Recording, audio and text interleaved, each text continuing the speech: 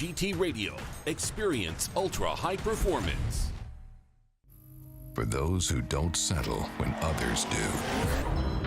Who will give everything, but won't give up. For those who believe in unlimited, while others limit themselves. For those who are set free by performance and believe innovation can take you anywhere.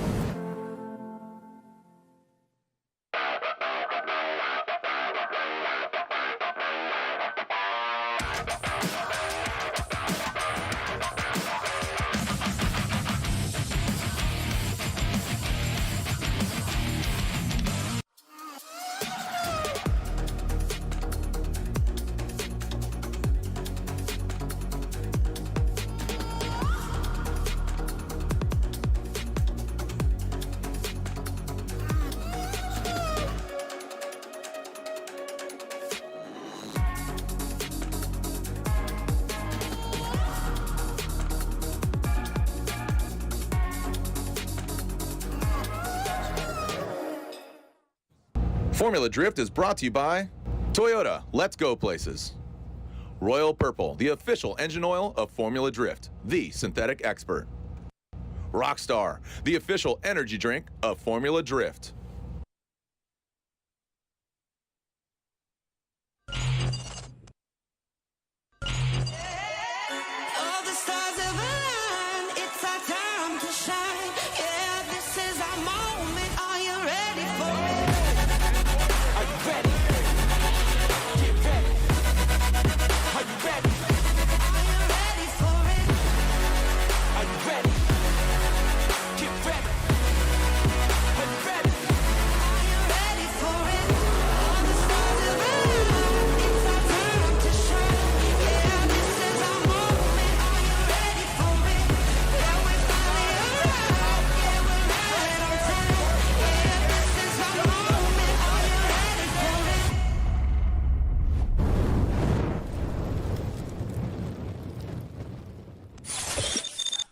Welcome out to round 3. This is the Type S Scorched presented by AutoZone. We are at Orlando Speed World. You can see this big oval track, figure 8. Regardless, it is about to get punished, scorched, and potentially wet.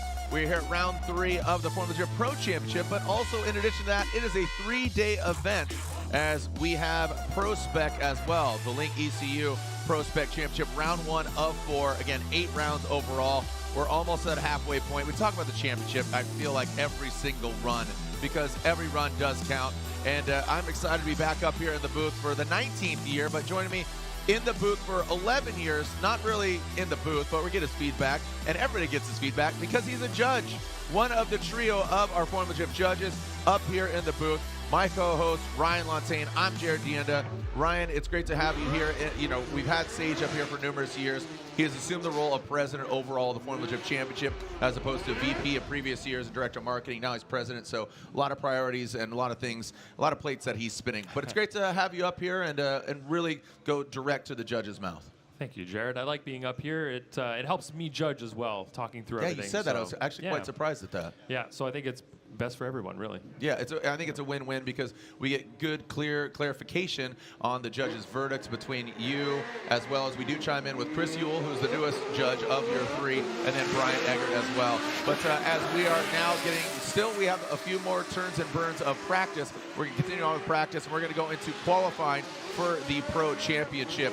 What do you make of this track? What are kind of some of the things you're looking forward to as we go into our pro knockout qualification? Yeah, this track isn't the most difficult track on paper. It's 2 corners, 1 transition in the middle, but it has some intricacies. You have to get a big initiation. You have to get up on that wall, which isn't perfectly round. So if you're really close to the wall, it kind of undulates as you drive along it, so it can kind of suck you in and cause a problem for you. And we have a couple of little things on the track that cause the car to get unsettled. We have dropping down off the bank onto the flat. That can really make the car bounce as it comes down if it's not quite set up right. And then we have a jump as well, right in the transition area. We have a white line painted across the track to indicate where that is. You can actually see it on the screen if you're watching the live stream.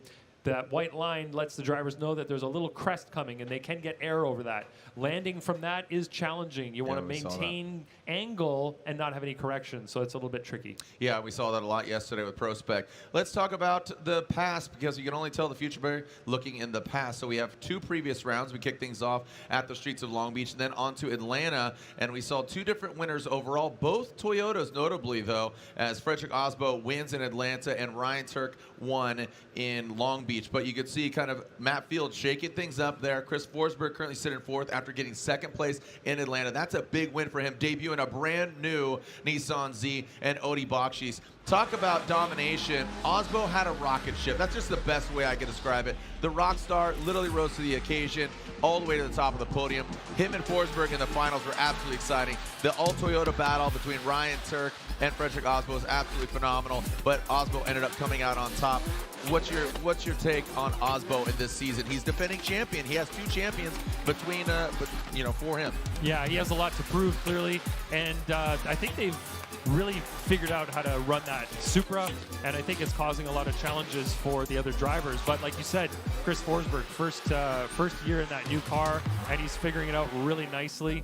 And of course, all the other drivers that are out there to contend with. So this track, because it is a little bit smaller, a little bit tighter, causes its own set of challenges. So we're gonna need to see what happens over the next couple of days here. Next couple of days and the next couple rounds overall, as our next stop takes us to E-Town. That will be a Pro Spec Pro round. Going into St. Louis, that'll be a Pro Spec Pro round. And then Monroe, Washington, exclusively Pro. And then we go back, or not back, but go back to a Pro Spec round, but a new venue for us. We go into Utah Motorsports campus, and then we end it, of course, an exclamation point, the House of Drift, to crown a 2022 Formula Drift champion. And our Pro Spec champion will be crowned in Grantsville, Utah. Here's our former champs over the years. Look at the notable names: Hubinette, Millen, Faust, Yoshihara, Von Gittin Jr. hanging up his helmet, not competing, this year. So kudos to him. But we are back and ready to throw down and see who's going to come out on top here in the 2022 season.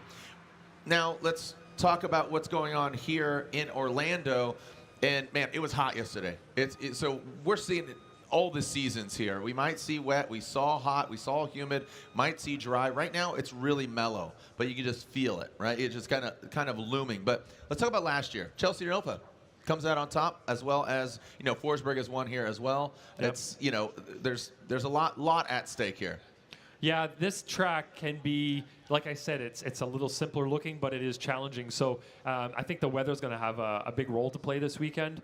It has been dry up until now, but we heard there's maybe some weather coming, which is really going to throw a wrench into everybody's plans, because nobody has practiced in the rain. It hasn't been wet. So how are people going to adapt to that and really get their cars placed in the right position on the course while still driving at that high level? You still have to maintain momentum. You still have to hit all of the scoreable areas on the track, especially now that we're going into qualifying here. It could really throw a wrench into everything. Yeah. So not looking forward to it, but of course, if it happens, there's nothing we can do about it. Yeah, so overall, we talk about DeNofa in Atlanta. He's on it. He's won here last year, as we talked about it, and saw Brandon Sorensen. That was fun. Atlanta is my favorite track. I think just overall, you get the undulations, the different elevation changes. Just overall, you really need to bring all of your weapons to this gunfight. Forsberg, again, that brand new Z. We talked about it and it delivering. Rad Dan. Odi Bakchis, always a bridesmaid, never a bride or a groom. As this gentleman, it seems like he's got the car. He's become one of the best chase drivers in the industry. This is a track where I think he could really, because it's so straightforward, 2 turns, 2 outer zones, 2 inner clips, I think this could really contribute well for Odi. I think he and also we talk about the rain and how that could really literally rain on the parade. That could add slower speeds, less smoke, gonna make steam, but I still think overall it makes for an interesting show. Yeah, and what's interesting looking at the current top 10 is there are 4 drivers in there that were sort of a surprise, maybe overall, for how well they performed in Atlanta. Jeff Jones in 10th. You got Dan Burkett in 9th, Jonathan Castro in 8th, and Brandon Sorensen in 7th. Yeah. In that top 10, you've got some drivers that are really throwing, kind of changing what that landscape looks like and really challenging the top drivers that are typically up there for dominance, let's say, in the series. So I think that's really interesting. And then just outside the top 10, you've got some really talented drivers who have a chance as well. We say this over and over again, the series is really anybody's game in top 32, starting right away. Yeah. You know, the level of difficulty is definitely there, and you just don't know who's going to win any of the battles. Yeah, so we see the overall scheme as the track. But let's take a look at a Tuerck drift course preview. We're right in there with Matt Field there. 2 outer zones, 2 inner zones. Walk us through it, Ryan. What are you looking for? This is that outside zone that's so important. You need to ride all the way around that wall, but not crush the bumper in. Just kiss the wall gently. As you come down off the bank, there's that kind of dip, and then you've got a jump, which you can't really see in the video game here, but as he transitions to outside zone 2, this is very easy to overshoot this zone and throw a tire up, or potentially 2 tires up on the bank, which we don't want to see. You want to make sure you stay down on the flat through that area, but it's very obvious when you see the car moving up. And here is the track map. These are all the sectors that we're going to be looking at during qualifying, and you can see each one here is listed as 5 points because this is really outlining the angle side of things. If you look at line, which is worth a grand total of 40 points, so 40% of the score, the first 2 sectors, which is all of outside zone 1, 7 points each, so 14 points alone out of 40 for outside zone 1. Another 14 points out of 40 for outside zone 2.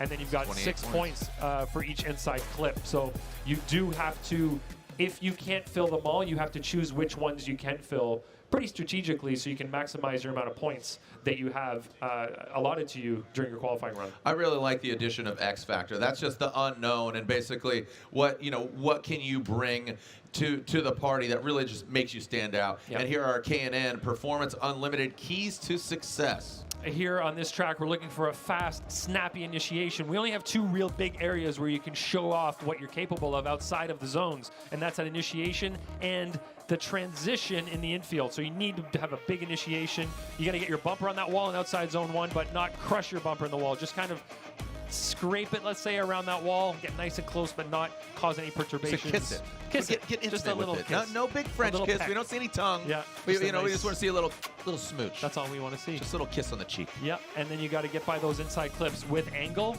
but not so much angle that it slows you down, but enough angle that you're throwing enough angle at it. We've seen some big angle through there with momentum being able to be carried through the infield, and that's what we want to see. And then that big transition in the infield, which is always thrown off by that jump. So it is a challenging track despite its kind of simplicity by simplicity, standards. Yeah. Exactly. Yeah. So overall, a lot of these drivers they've never seen banks before. A lot of the pro spec drivers, a lot of the pros do. But I think by comparison to Irwindale, Seattle, this was pretty mellow. But the hip in the middle, the spine, the jump. Yeah, it definitely throws a curve, literally, at the cars. When we come back, we'll continue here with the Type S Scorched, presented by AutoZone and the K&N Knockout Qualified. K&N, the official performance filter of Formula Drift.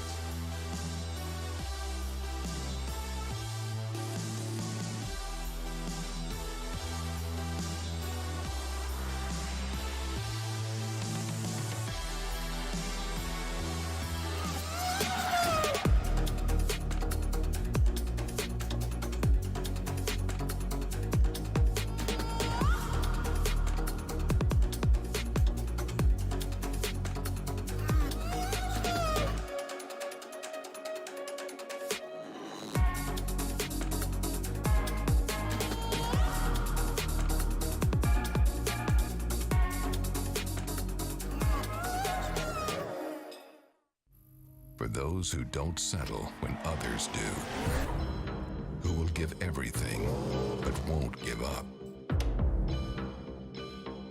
For those who believe in unlimited, while others limit themselves. For those who are set free by performance and believe innovation can take you anywhere. The first time you try Pedal Commander, you'll feel...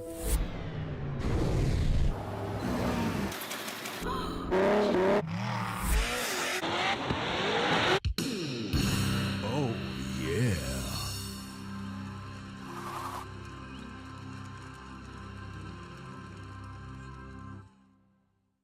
Rockstar Energy Drink. Here's Matt Wall, the twin turbo PWC. Tanner fast going through the paces. Solid line here. Great angle. Woo, good initiation from Dot. Did you see that fake flip entry? Just gangster right there. Job right there by Aasbo, but look at Odi Bakchis diving right in on the attacking positioning now. Ryan Hurst really needs to show up. He went off course. Tightens it up to the front clip. As is Freddie. The Norwegian hammer gets sweated by DeNofa. And then he just keeps on going past.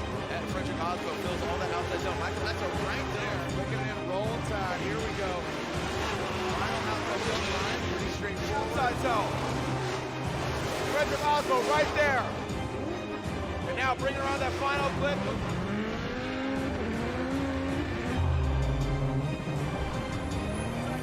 Approaching, pulls the tire up.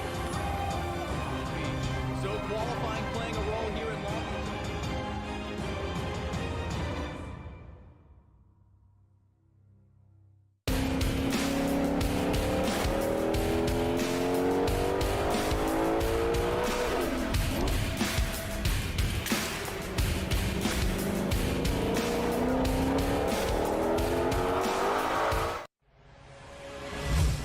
I'm Dylan Hughes, Formula Drift Pro Driver, and today we're going to talk about Royal Purple HPS and what actually goes into it.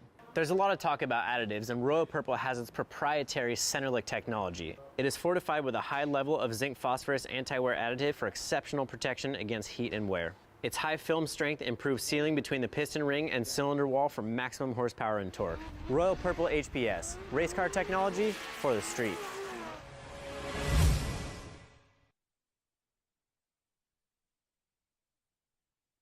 Back to Orlando Speed World. We are live for round 3.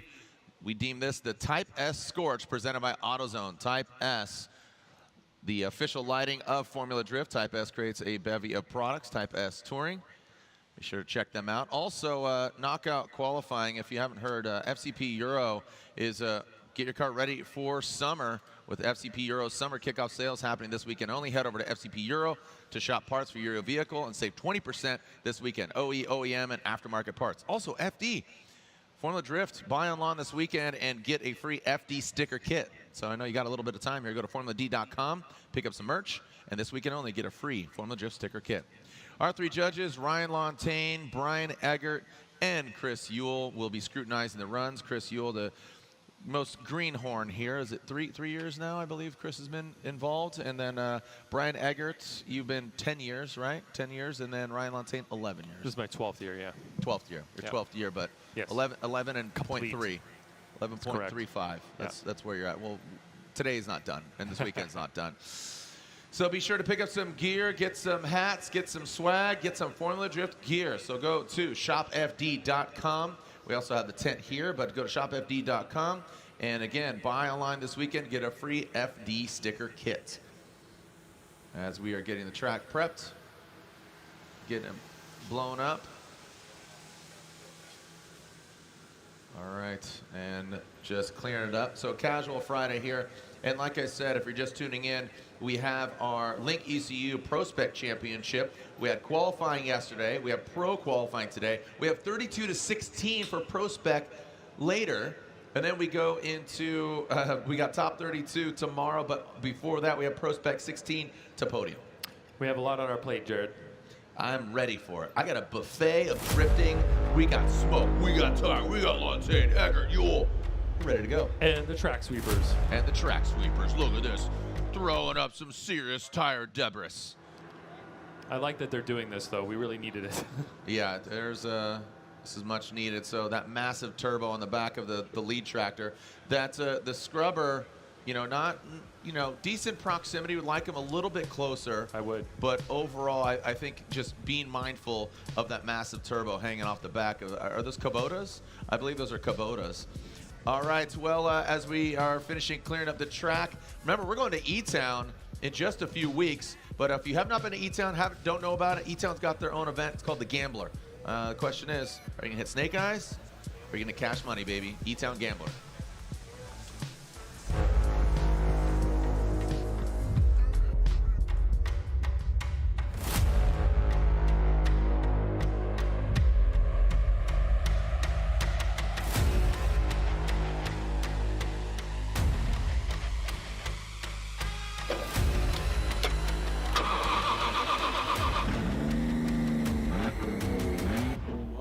E-Town Gambler, boys. Kendrick Myers, Superdrive V8, right there. And the Silva lost the smoke, jumps out. Front clip, Bisco out of the smoke. Alessio starting to put the pressure on. Ola Jaeger making his presence known. Reach Lyman right there, trying to tap behind Chris Stevens.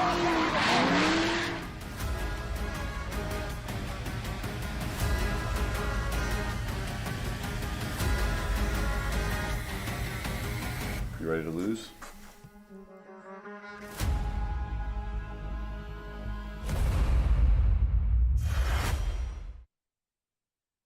Pedal Commander, you'll feel...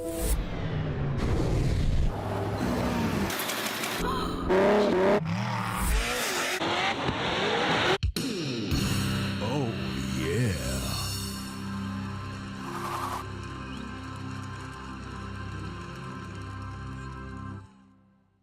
Throttle, official sponsor of Formula Drift. Join the social app for car enthusiasts. Watch exclusive FD clips powered by Throttle. Join the social app that brings together car lovers from across the globe.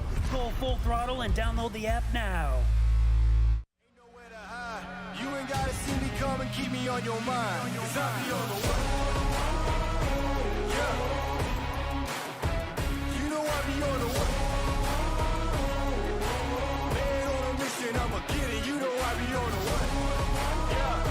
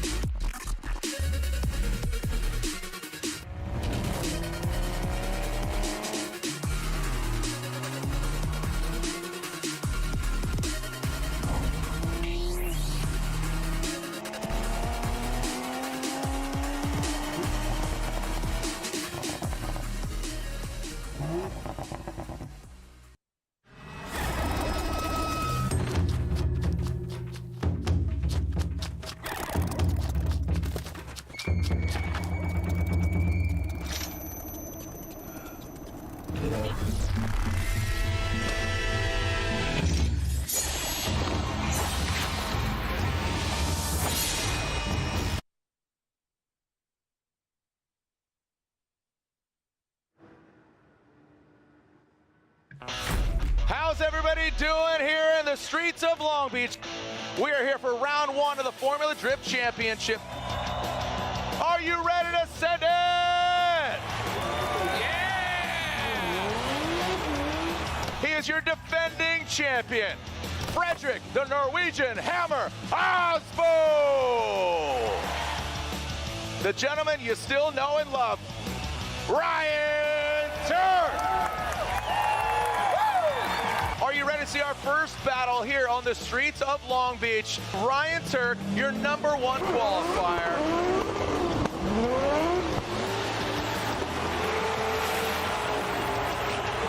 Ryan Tuerck gets the win.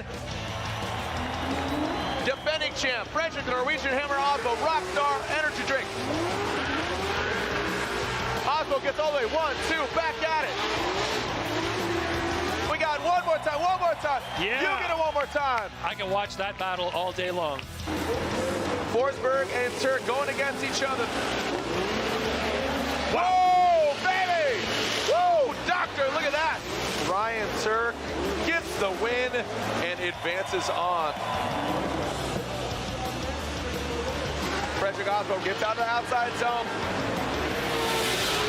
Oh, wow. DeNofa! Woo! Nofa heard you, but he dives in on the outside contact. Frederick Aasbo getting the win. Our first half of the Final Four is set.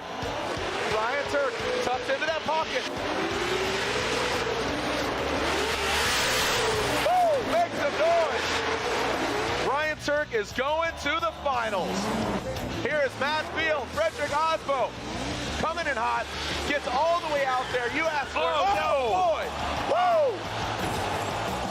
Today I just ended up being too greedy and basically blocking him to do the transition, and he smashed into the wall, and I don't want to be that guy. So Matt Field moves on, but unable to run. So guess what? With a celebratory run, your winner at round 1, AutoZone, Streets of Long Beach, presented by Type S. Congratulations to Ryan Tuerck. Ryan Tuerck's last win in Long Beach was in 2009. That was my first win ever. Your first win ever, Ryan. You get to kick off the 2022 season with a win. How much have you learned here that you can bring into Atlanta?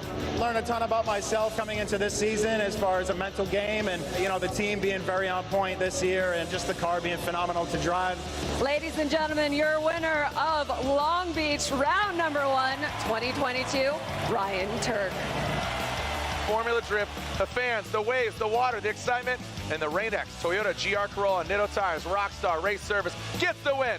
We'll see you in Atlanta. Send it!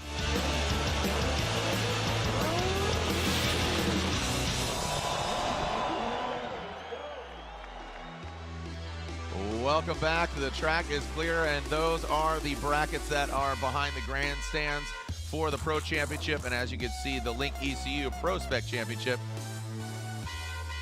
as we are getting our first driver on deck, and that is our current points leader. That is Frederick Aasbo, pilot of the Rockstar Energy Toyota GR Supra. Again, rocking those Nitto tires. He is your most recent winner. Momentum coming his way as our Type S Scorched, presented by AutoZone, round 3 of 8. What seems like a very unassuming track. Defending champion like Frederick Aasbo will make quick work of this, but overall, I think the things to focus on in my mind, we talk about the keys to success, impending, potential rain. Also, the bank, make it look good, but if you tap that back bumper a little hard, it's like a Hoover, man. That thing's gonna suck you up. Sorry, Dyson, I don't know how old you are. Hoover and Dyson, those are both vacuums. It's gonna suck you up. And then also the hip, the spine, the jump mid-track. Watch how that thing disrupts some vehicles compared to others. The suspension completely being utilized to its utmost. I think some of them have a remote reservoir, like big off-road shocks, that jump. I'm joking. But I think it adds personality to the course. As interesting as it is, if it was just flat, it wouldn't be fun. Throw a jump in there. I remember Reese Millen years ago, he thought that was going to be the progression of it. He's like, jumps, we need jumps. Well, guess what, Reese? You're like Nostradamus. Here we are, Nostradamus, as we have a little jump here at Orlando Speed World. Here we go with our first turn and burn, our first qualifying run of round 3. Orlando Speed World. Frederick Aasbo kicking off their current points leader. Sticking it to the wall, that gold Rockstar bumper, dragging along the green wall. Green and gold, baby. Now bring it over that hip. See, look at that. That is what a champion does right there. Didn't get exactly tight to that second inside clip, but puts it right in the crease, that second outer zone. I mean, that was on autopilot, the first and second outside zone. I mean, minimal corrections, if at all. And I think, again, you had that game, put that sticker as high as you can on a wall. Frederick Aasbo, he put that sticker dang near the ceiling. Wow. Your jaw. Let's right, watch I'll pick up your this. jaw. So great initiation to angle. You can see that he was very accurate as well. No movement in the car after he got it to angle. Way up on that wall, coming down off the bank. Soaked up that bump really well. The jump, big transition here. Despite the jump there, the car looks settled. Came by inside clip 2, riding that line all the way around. We have a drone view for you. Great initiation. You can see a little bit of left foot, but right up on that wall, nice and close. Watch the car as he comes off the bank. No problem at all there. Transition, really nice. Great to angle, big amount of angle through inside clip 2. He's going to get a high score with this one, Jared. Well, you are a judge. So, I mean, dude, he absolutely drew a line on the track with his Nitto tires. And what I really liked about it is just set it and forget it. Those front tires, you can see all of that Nitto tread right coming off that wall. I mean, it was really, really well done there by Frederick Aasbo. Like I said, that's a great indicator and a shape of things to come, or maybe get worse as we start from the top and work our way down. from our current point standings after 2 rounds of competition. So with that being said, currently second in points, Matt Field with that Falcon Tires Drift Cave Borla exhaust Corvette. As our judges are scrutinizing the run.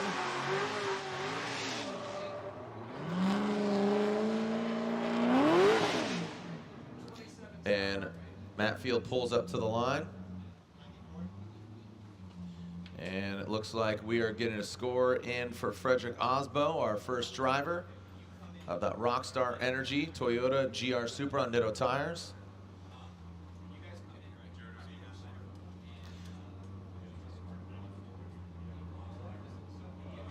And just want to make sure that we have triple checked it. And the score, 94. It's a 94 for Frederick Aasbo, a 94 for Aasbo. As Matt Field, our second vehicle, coming down into that first outside zone. Ooh.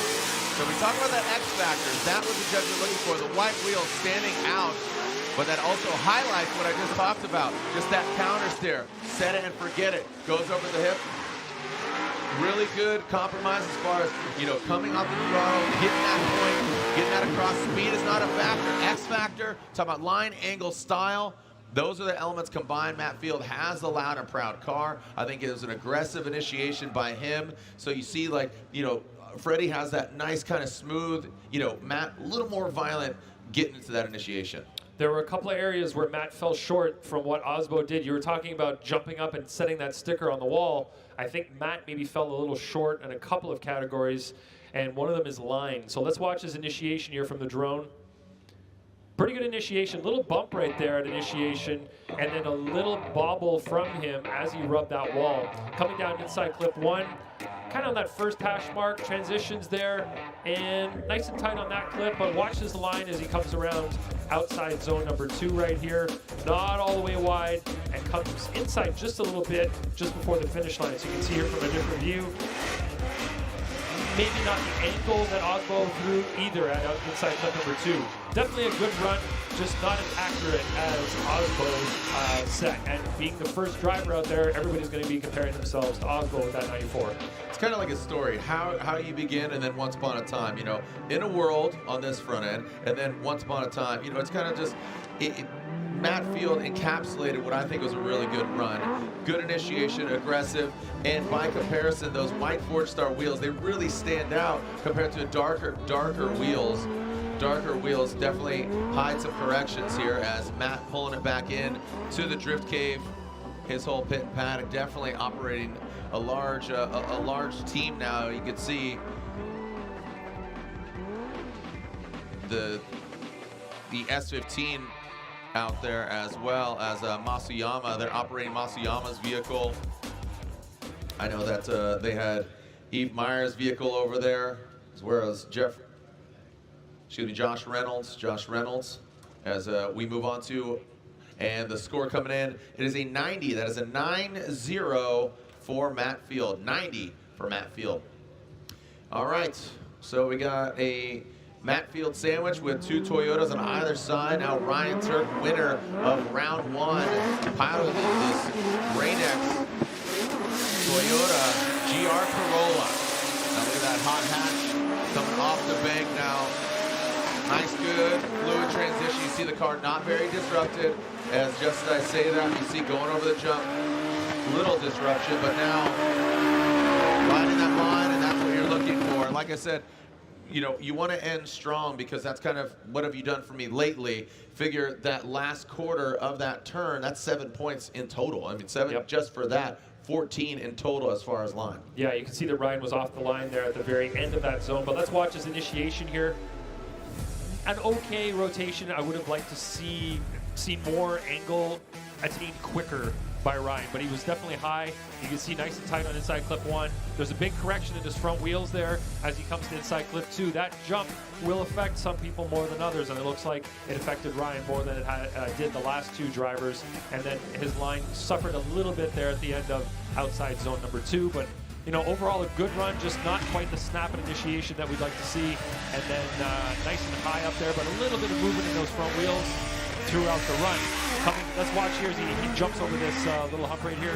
There, right there. There was a movement in his wheels, and it's interesting how that looks worse from different viewpoints. It didn't look bad there, but if you watch from the other view, you can clearly see the wheels moving pretty significantly. And that's a beautiful point there. Just, you know, when I call it, when we see it from knee jerk, from jump, and then just dissecting it from different angles, either it be, you know, ground cameras or as we're flying here with the drone, as we like to call it, the truth serum, it really is very telling. And mind you, visually, you got to think, Frederick Aasbo's car, dark gold bumpers, front and back, they stand out. Darker wheels. Ryan Tuerck, smaller looking chassis, but you got, you know, yellow car, white wheels, polished lips of those rotiforms, Nitto tire. I mean, just from a perception standpoint, it's very interesting. So just shy, gets an 88, and an 88 there for Ryan Tuerck. Still a very respectable score. But again, the guy to beat right now, Frederick Aasbo. And I like to start that way. You know, years past, we might have started from the bottom, working our way to the top. I think it's better and more fitting that we start from the top, because you see, okay, this is where we're at. Yeah. Now, how can you better it? He's our points leader. He's our defending champion. This is to be expected. Yeah, and you do have sort of a high mark that you're trying to achieve, right? You're trying to match that. You're trying to better it, and you're trying to do what they did, but improve upon it, as opposed to doing, you know, what you think in the beginning and then having everybody build upon you. Odi Bakchis coming out in that Falcon Tire Vortex Supercharged Field Suspension S15. Like I said, become one of the best case jobs. There's that left foot brake with that right wheel scrubbing. Woo, that field suspension, using all of that suspension and compression. Rebound and impact right now as Odi. Look at that, different angles there, but man, you know what? Just watching qualifying, it's got like just hair standing up. I'm excited for head-to-head tomorrow, man. And later tonight. Yeah, absolutely. Prospect. Woo. Let's watch his initiation. Pretty okay, I would say, initiation. But his line is what I was looking at earlier. He's not as high as the other drivers on outside zone 1. Coming into inside clip 1, just on that first hash mark, you can see the car moving around a bit as it comes down back to earth after that massive jump in the infield. And then just a little bit inside. I think he was further out than Ryan Tuerck was on outside zone 2, but he was not as deep as Aasbo was. So you can see there's a little bit more air between his back bumper and the wall as the other drivers we've seen so far. Right here, you see the car move a little bit as it comes off the bank and then goes over the jump. A little bit of left foot brake there by inside clip number 2.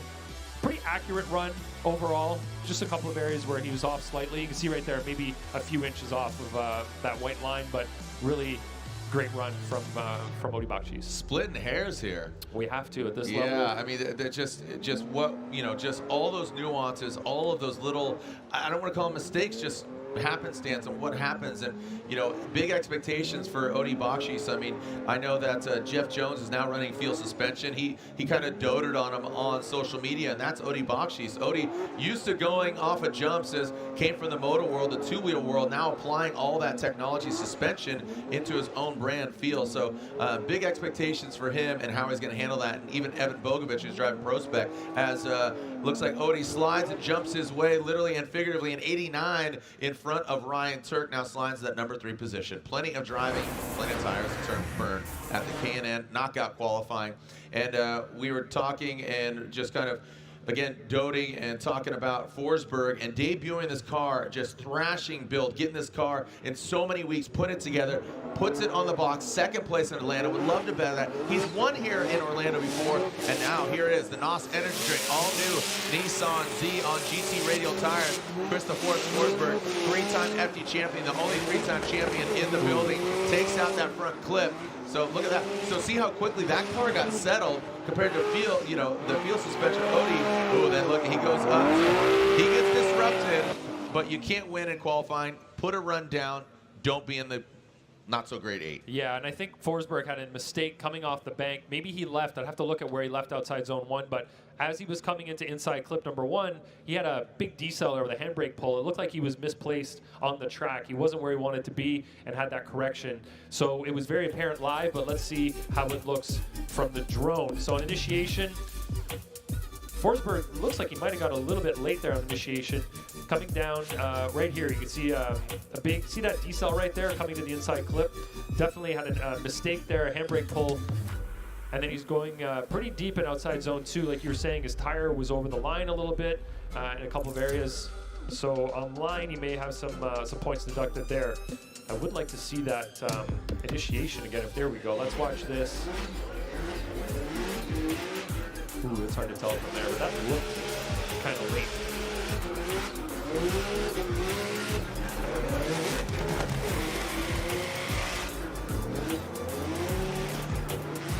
Brian, I can hear you analyzing, both in your head and conversing with the other judges.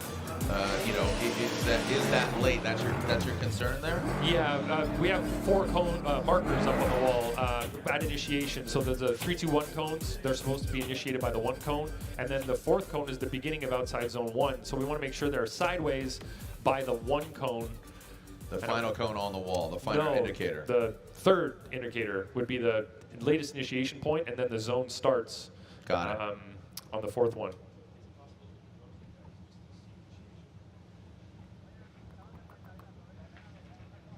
Taking a look at Forsberg going back to his pit. And if it was late, deduction or incomplete? Depending how late it is, I'd like to see what specifically occurred there.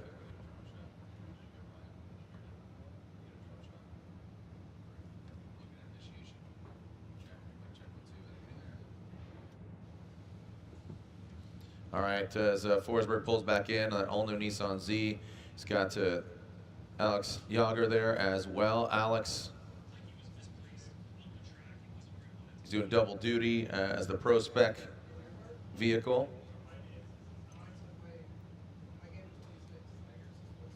And Chelsea DeNofa pulling to the line. Taking a look.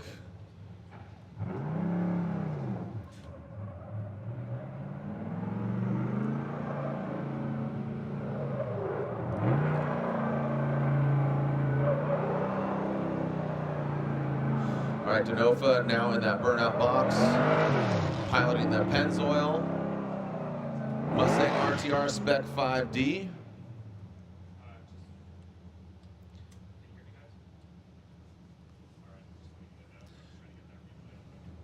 All right, so Ryan Lontaine, our style judge, Brian Eggert, our angle judge, and Chris Ewell, our line judge.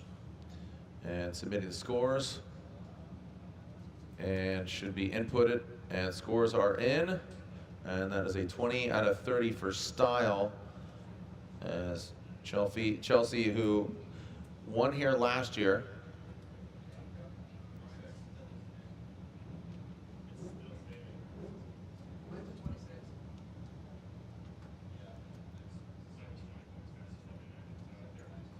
All right, looks like is that a 70? A 79 for Chris Forsberg. So offline a little bit, and Ryan, did you deduce that it was actually a late entry? Or? It was a little bit, very slightly late, but there was also a hesitation at initiation, kind of a stepped initiation. Here we go, Joe DeNofa.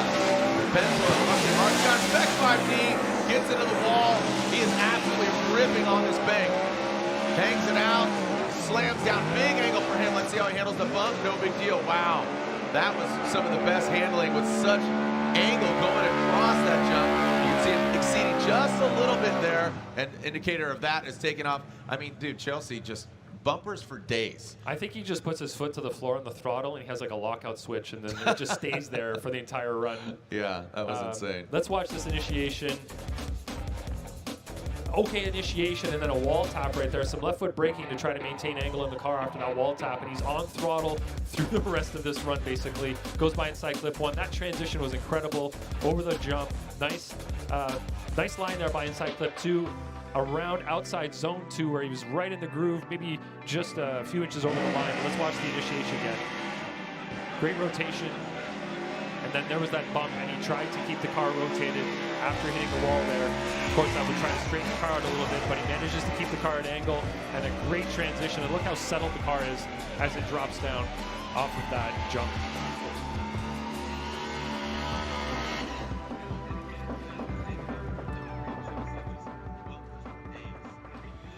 All right, as we are getting prepared. All right, Chelsea dragging bumper back to the pits. waiting for his score. Scores are coming in here. And the score is a 93. That's a 9-3 for Chelsea DeNofa. 9-3 for Chelsea. Takes, no, that would not be correct. That is not the #1 position. Frederick Aasbo has a 94. Frederick Aasbo is still the guy to beat.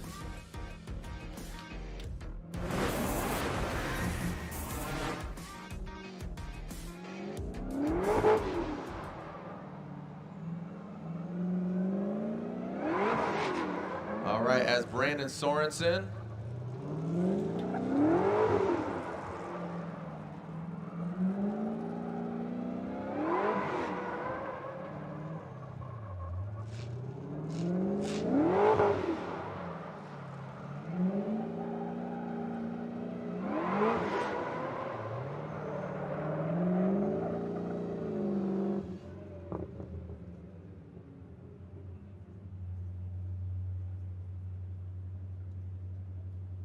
All right, let's go back to the action.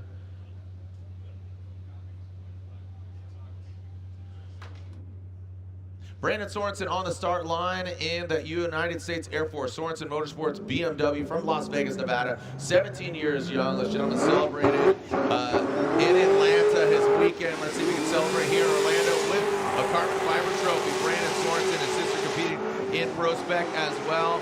We'll see her later tonight competing, but Brandon wants to compete right now. Talking about qualifying, a little bit of disruption, but tries to bring it tight to that second inside clip. Good execution on that second outside zone. Great job there for Brandon Sorensen. Just kind of ticking the boxes, going, I don't say by any means going through the motions, because they make it look easy, but 17 years young, this guy is a rising star.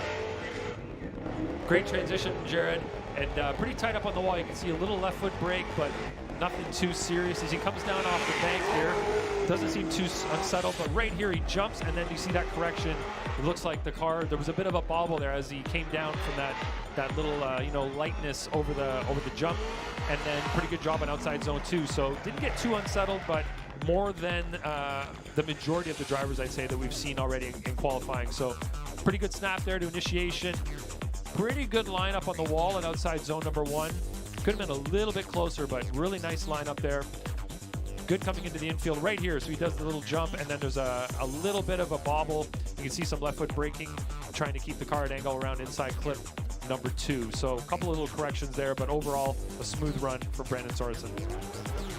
Yeah, definitely some room for cleanliness, but I'll tell you what, just don't be in that not so great 8.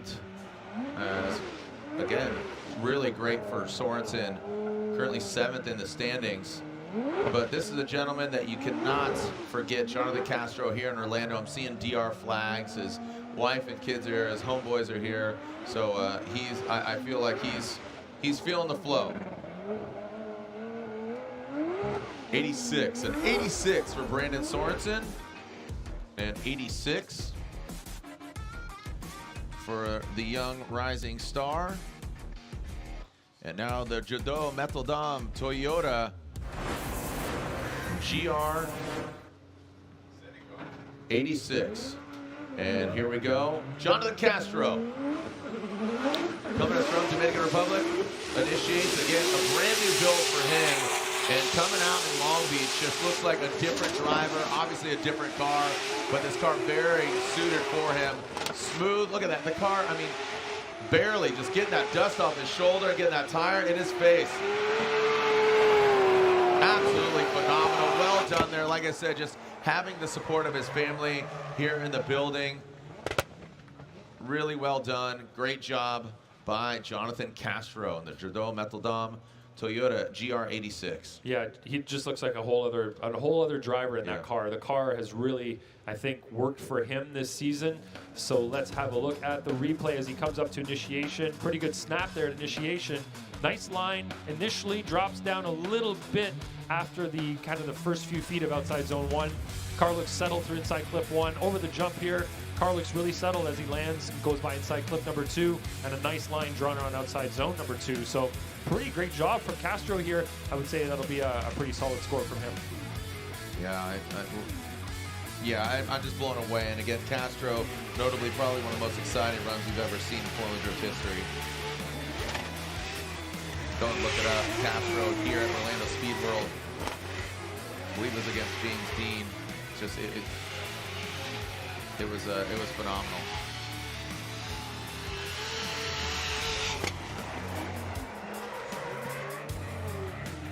Brand new, great looking 86.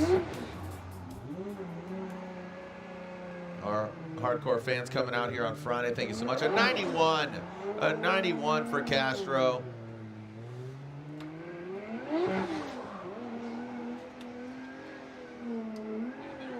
There it is, Aasbo with that 94, our K&N qualifying leaderboard. K&N, the official performance filter of Formula Drift. You see DeNofa, Castro, Field, Bakchis, Tuerck, Sorensen, and Forsberg out of the 8 vehicles that have ran. Rad Dan Burkett. Great to see him in the Rad Industries Gear Wrench Mark IV Toyota Supra. A most recent moving from California out here to Florida. Now a resident here in the Flow Rider as Dan Burkett. Little shimmy shake into initiation. Rides the bank, taps the bumper, stays in it. Does not get sucked into that wall. Now past that inside clip. Over the jump, takes out the second inside clip. Can't get any closer than that. And then into that second outer zone. Could have been a little further, but again, talking about, we're kind of gushing over Castro. Whatever changes Dan made to his vehicle, this year it's really working out. Yeah, it's looking really solid. Great initiation here. Gets right up to the wall and actually hits it a couple of times. You can see some variation in angle from him there. That'll hurt him on the angle score, but great transition. Very settled. Looked like the bump didn't bother him at all as he transitioned over that jump. And just a little inside on outside zone number 2, but overall a really solid run from Dan Burkett. Melding names there. Yeah.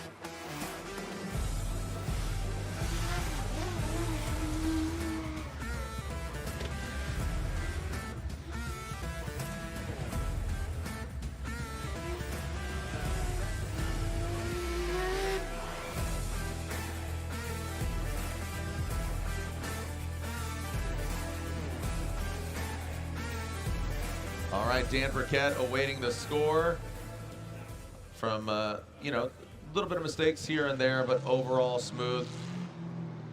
But what I'm concerned about is for these drivers, like somebody like Forsberg, 3-time champ with a 79, will that be in the not-so-great 8? Because we have a pretty stacked, drivers list here, and I'm seeing 37 drivers on the drivers list. So you got to think, if every driver's here, that would mean that obviously 5 drivers with an 85 for Dan Burkett.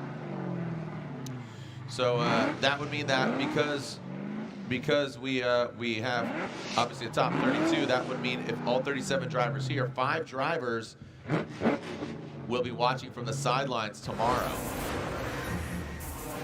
And there is Ken Gushi. Excuse me, Jeff Jones. How did I say Ken Gushi? Sorry, their cars looked similar right from the get-go. Got to handle a few things up here in the booth. I apologize. Jeff Jones, Evil Autoworks, Prisma Labs, Nissan 370Z. Let's see if he keeps the side skirts on as lovingly see him play a little air guitar with a side skirt. And Jeff Jones, talk about developed. Now he's feeling that Evil Autoworks prep Nissan 370. A little off that second inside clip. And off of that second outside zone. Liked what he did on initiation, but just slowly kind of just small little off of spots. Incomplete. He spun. He he's going to get points off from me because he put rubber all over our white lines. I'm joking. Looked great. That was a great little 360 there. Yep. Thanks, Jeff. Nice initiation. You can see him not all the way up to the wall initially, but gets up there through outside zone 1. Car looks pretty settled coming off the bank, little off of inside clip 1. And that was the area where I think he had an error. It looked like he lifted a little bit to get the car settled, but was off of inside clip number 2. Through outside zone number 2, could have been a little further out there, closer to the crease. But he was inside a little bit. So watch him as he comes down here off the bank, down onto the flat area. The suspension soaks that out nicely. A little movement in his front wheels. And then over the jump, looks pretty smooth right there. Very minimal movement. Coming around outside zone 2, looks settled, just not all the way out wide.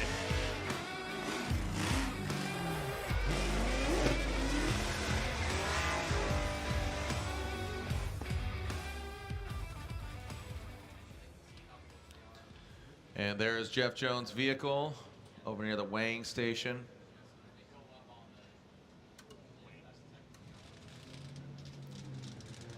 Yeah, the weighing. Yeah, the weight station. Waiting for a score for... Speaking of weight, we're waiting. Waiting for Jeff Jones. And an 86 for Jeff Jones. Next up, we got the dozer, Dylan Hughes. Dylan Hughes Racing, Royal Purple. Falcon Tire BMW, switch tire manufacturer. Says just him and his vehicle and the tires, it seems to be working out well for him.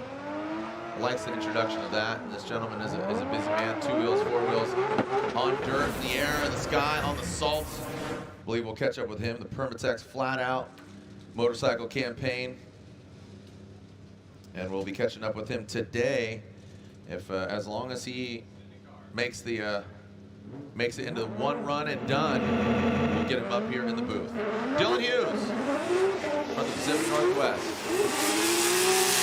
Look at that big angle from him. Nice. You can see again all that Falcon Tire tread coming down. Again, another driver. You can see just every vehicle, such a different setup from just, you know, the chassis and the suspension.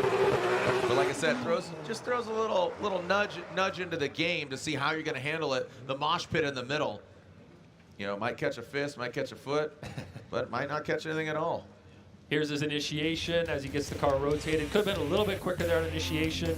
His line is okay there as he heads up to outside zone number 1. Could have been a little bit deeper. Coming down here, barely any movement in the chassis as he comes down off the bank, and then over the jump, car looks pretty settled as well.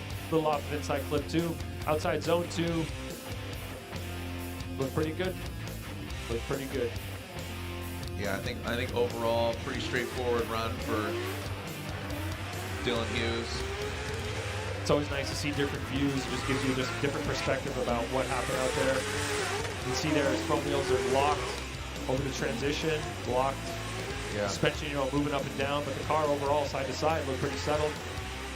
What that showed me right there is when he went over that jump, he was confident in his line and just held the line. Yep. He didn't kind of correct, and sometimes that'll throw you off if you're like, all right, I know, and you, the judges, Ryan, as I'm letting you judge, hit your tablet, but you asked for mid to wide, and that's what he did. It did cause him to go off a little bit, but look at that, and it paid off in dividends. A 91. A 91. Great job there for Dylan Hughes.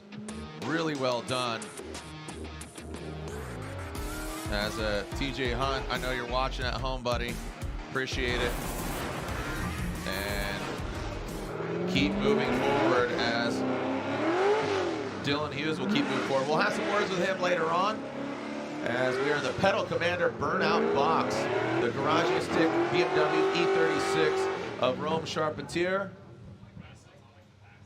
Talk about somebody that his mom said just red did not suit him, did not do well. But man, lightens it up, gets centered, gets his chi right.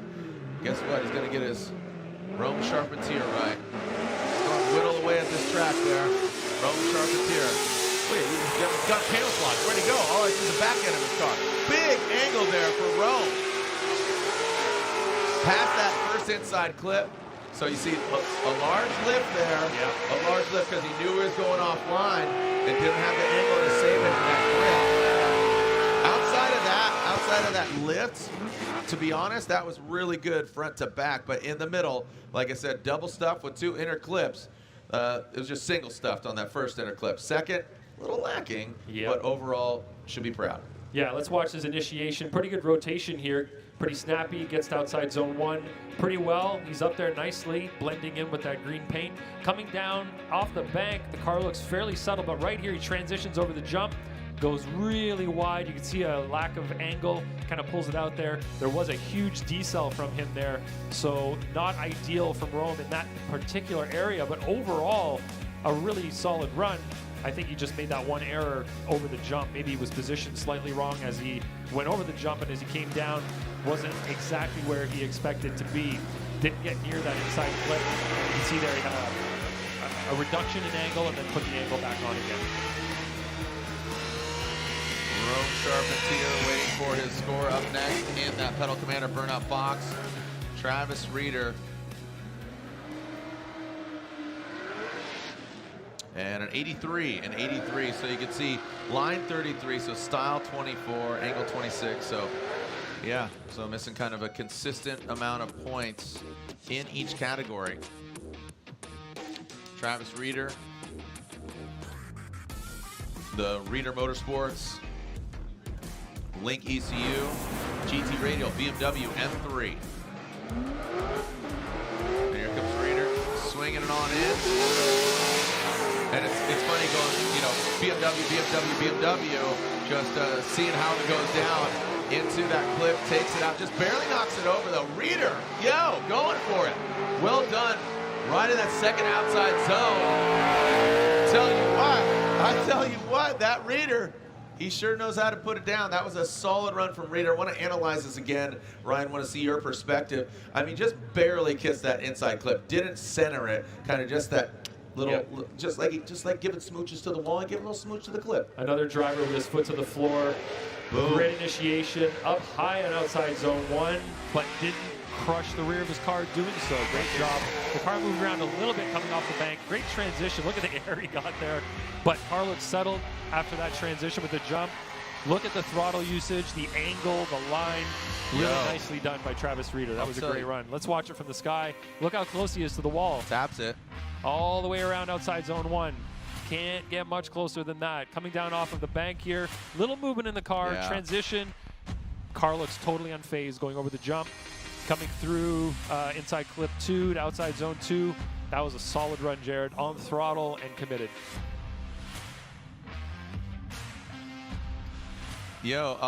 Reeder might be in the 90s. I mean, outside of that small correction, and what I'm really proud of him at doing and navigating was he tapped on initiation. 93. What did I say? A 93 for Reeder. Well done for the speed Reeder. He's got to have a lot of confidence, and that's going to make for a really exciting head-to-head competition. And this is where the spotters are taking note, and the drivers. I'm seeing Ryan Tuerck up here, Frederick Aasbo, they're in the stands. They're taking note of what's going on the track, because you might see them in competition, see their lines, see what kind of idiosyncrasies they might have, and see what's going down. As taking a look at that K&N knockout qualifying leaderboard, JTP Justin Pawlak. You're looking at me, Ryan, like you want to say something. Here we go, JTP Justin Pawlak. And here we go, that Falcon Tires Mustang. He always likes to put on a show. Qualifying competition regardless. He's another driver that just absolutely zip ties his throttle down. Look at the attitude of the car. The car almost going up on 3 wheels. Good line right there on that second outside zone. In the middle, maybe just a little bit of disruption with the car. And again, getting off of those inside clips. But overall, again, nice line. Yeah, I think he might have went up on outside zone 2 a little bit with that right rear, but we'll have to see it from the sky, which is what we're doing now. So pretty decent rotation there at initiation. Nice and close. It could have been closer though. Outside zone 1, not as close as a couple of other drivers. Nice and tight on inside clip 1. Over the jump, pretty decent. Maybe a little correction in angle right there at inside clip 2. And I'd like to see from a different camera there, see if he did put a tire on that outside zone 2 bank. Here we go, different view for us. Nice rotation at initiation, just not as high as some of the other drivers have been on outside zone number 1. So, comparing the ideal line there, maybe off a little bit. Car transitioning here. Yeah, a little correction in angle, very small there. Let's watch. Yeah, you can see the tire up quite a bit on outside zone number 2. So definitely drop one tire there, and we'll get a reduction in line score for his efforts in that area. All right, the looks, all the angles. Let's watch this outside zone 2. So you can see pretty significant amount of time there with that tire up, but then brings it down for the last maybe, what, 2/3 maybe of the track of that zone. So he will get some reductions in score there, but overall, pretty great run from JTP.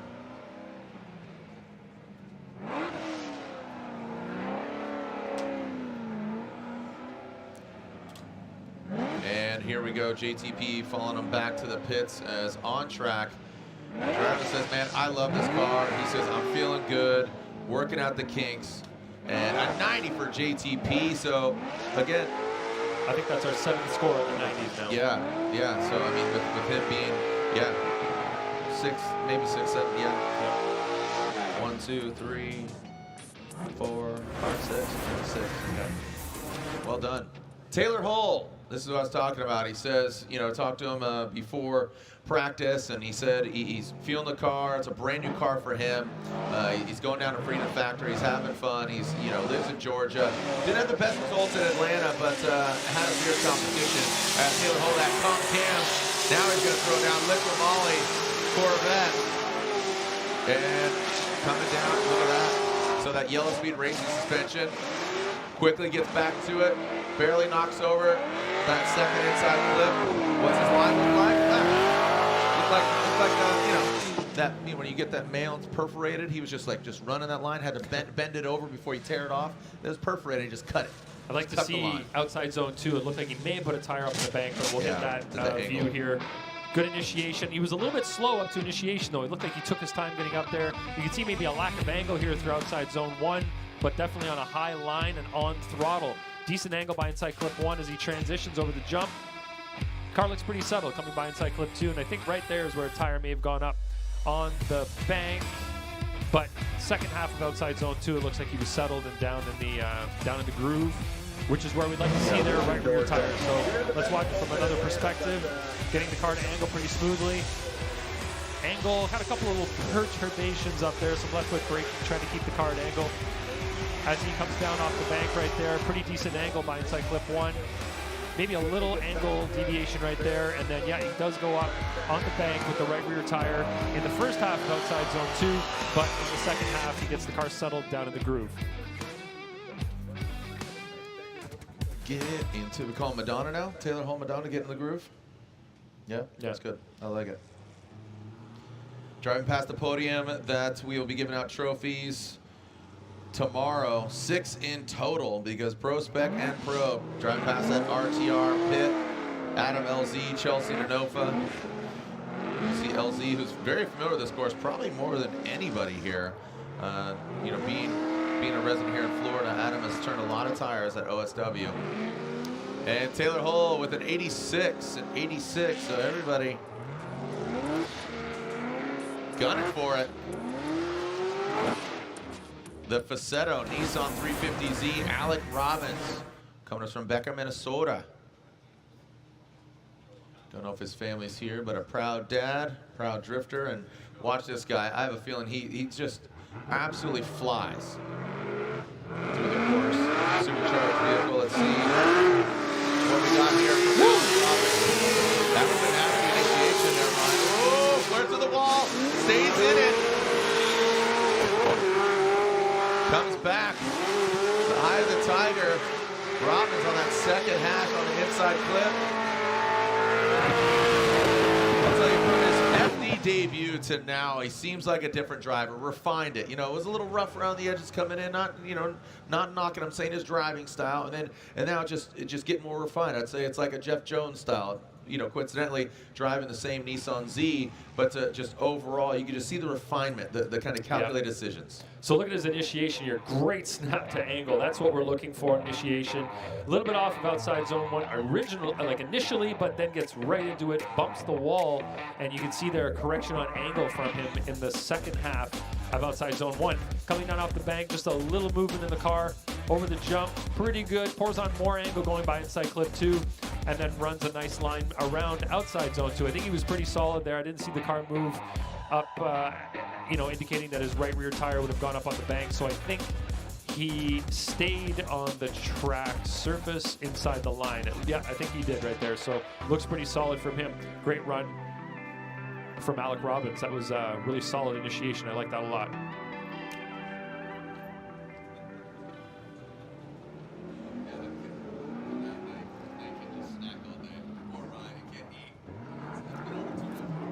Alec Robbins making his way back to the pit paddock. All right, if you got your earplugs here in the building, you're going to want to use them.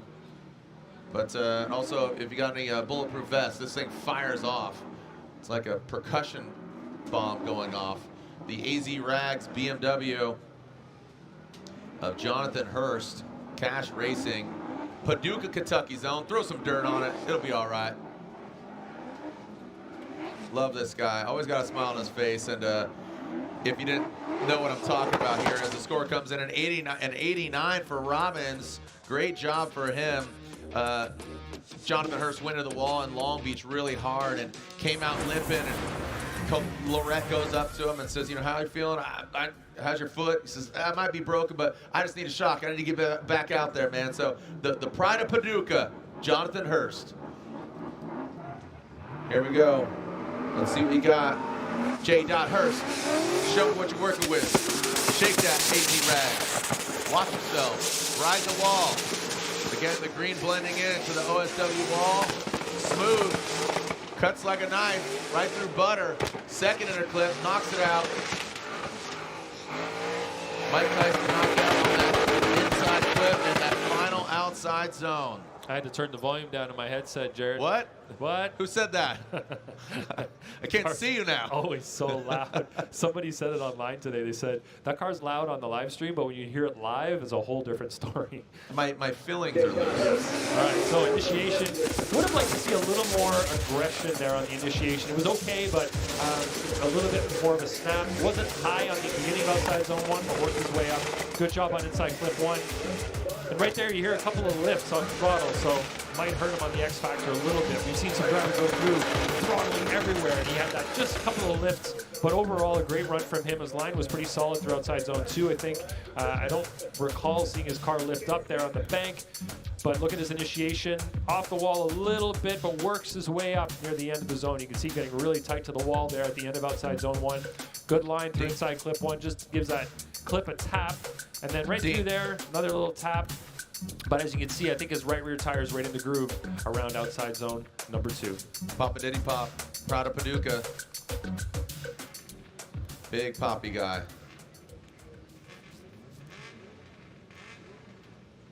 Loud and proud, Paducah Poppy.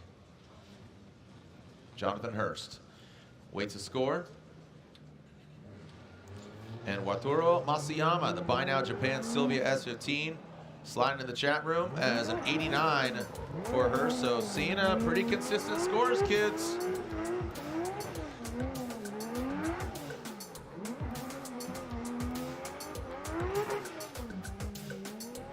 And here it is. This is a friend who needs our help as Sean Olsen. This is a great call to action as Sean Olsen, March 11th, Sean was involved in a terrible accident at his home here in Odessa, Florida, while burning some boxes of debris. A gas can exploded, catching him on fire. He was able to jump in the lake, but the fire resulted in 90% of his body suffering second and third degree burns. He'll be in Tampa General Hospital for many months. So if you can, please go to GoFundMe, hashtag Sean Olsen Strong.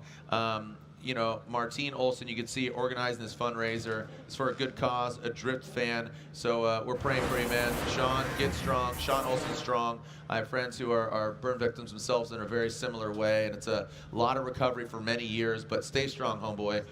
Just want to send you, again, positive vibes. Wataru Masayama.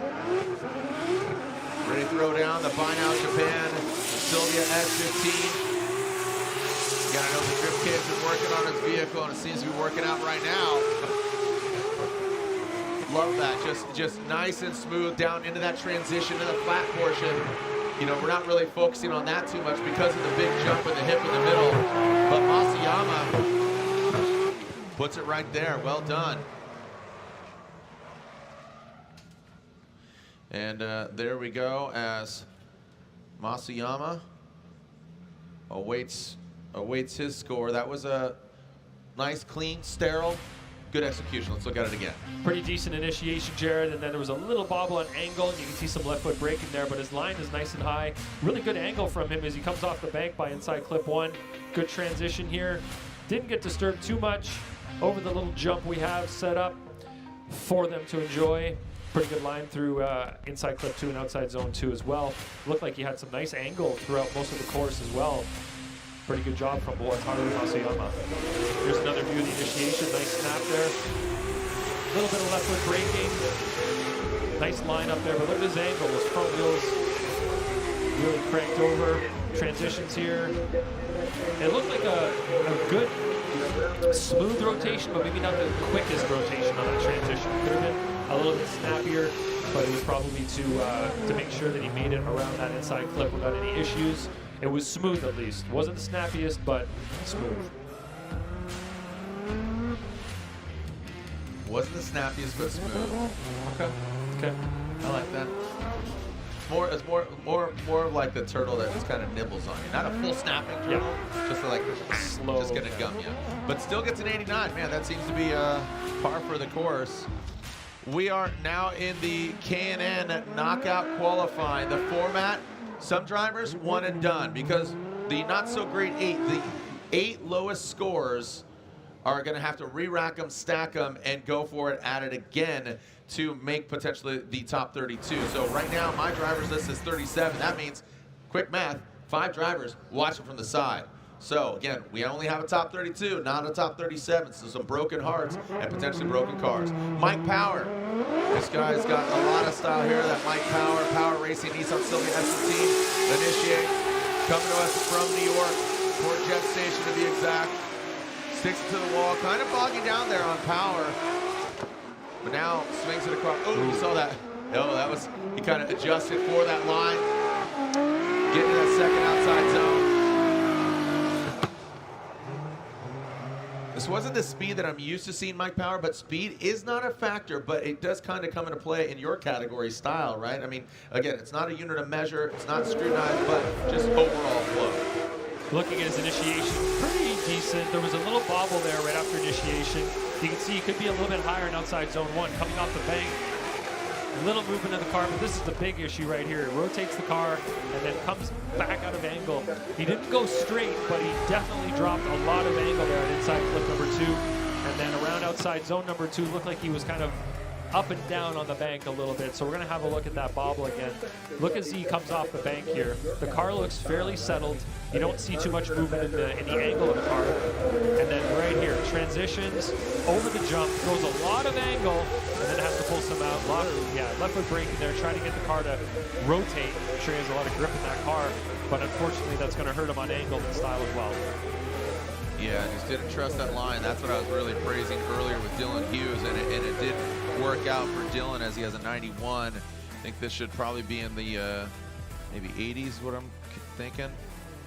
So right now, look at that. I mean, currently the lowest score, 79 from Forsberg, and they're perfectly 80. So Mike Power with a score of 8-0. That is an 80. Jared, I'd like to give a shout out to my friend Stiggy in the UK. He's had a couple of health scares recently, but he's always watching. Every time we start a live stream, he said, he always tells me good luck, I'm watching the show, and I just love his enthusiasm. Cool. And he's come out to the FIA events and all that, so really great to have him in the scene. Hope he gets better. He seems to be doing much better. Good. So it's good. Thank you for sharing. Yes. Get better soon, Stiggy. Thanks for watching. And all you guys and gals watching, children of all ages, hashtag FDORL. Let us know you're watching. Tag myself. Ron Tain has shut down his social media, but you can tag myself or Formula D. Let us know you're watching. As now, Daniel Stuki. Stuki Racing M-Spec Performance. Nissan S14.9, just shy of that 15. As drops down. A little low on the bank there, Daniel. We need you to rise to the occasion. Not disrupted there at all. Ooh, quick little hiccup. Almost not as aggressive as we saw from Power just recently.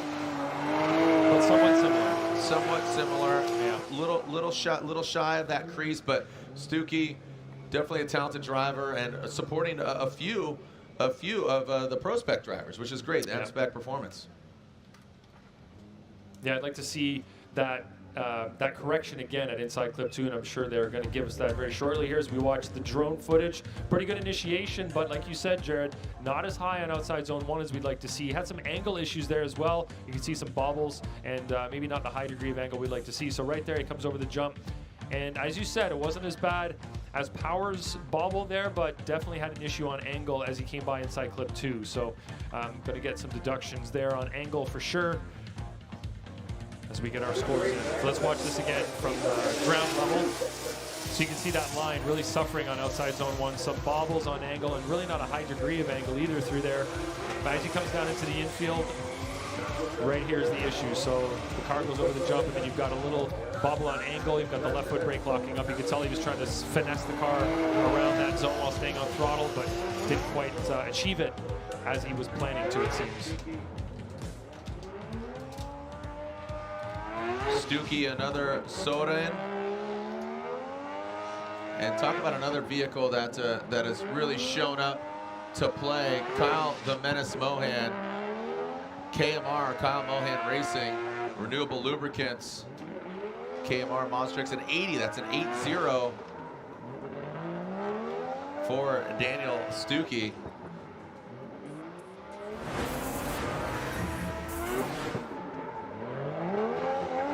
As the lone rotary in competition, Kyle Mohan pulls up to the line.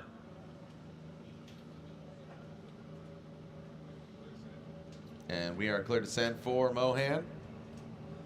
Matt Sopa with an aggressive send it. Let's go. That's 1. That's a 2. Leave that line, Mohan.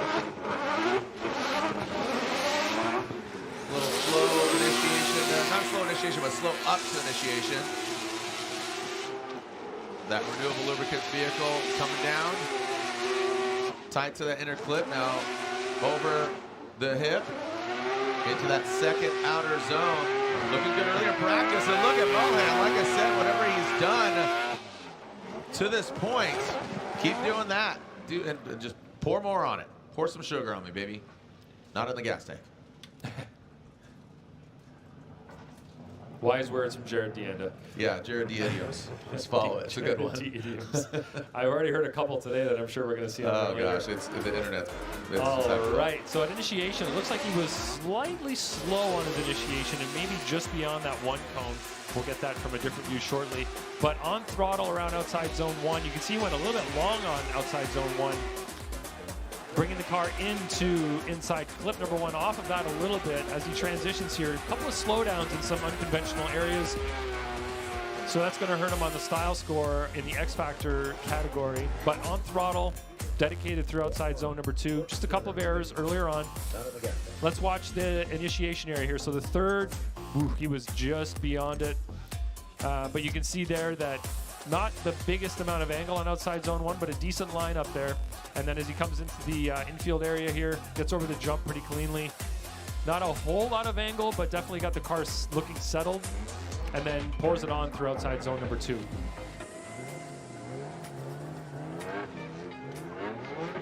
As Mohan finishes that run, heads over, we can see it looks like Joao Barion coming to us from Brazil. Did you just say Brazil? Brazil. Brazil. I say a lot of things incorrectly. I'm not perfect. Just, I like that one, you know, yeah. But a 77. So you picture that scene in, was it Fast and Furious? This is Brazil. No, I just have to rename okay. the, you know, get Brazil. Brazil. Yeah. Joao Barion from Brazil. Brazil. And there is our K&N qualifying leaderboard. Aasbo sits atop, most recent winner, defending champion, and you can see as the rest of them are dropping into place. Forsberg surprising with that 79, but again, has a score on the board, but needs to better it. Again, not over. Don't count those chickens, eggs. You know what we're talking about. Yeah. You know, metaphorically speaking. But right now here's Ken Gushi in that Toyota GR86. Great looking car. He looked awesome. Again, a V6. This is a turbo V6. So excited to see this car being put together. The Goosh One of the OGs since 04 right now. OG original Gushi putting it down. Look at the flick of the wrist. Nice job there by the Gush. The Gush is loose. Don't like that noise. I don't know if that was was that good? Anti-lag. Was that a little gargling? We're good? No salt?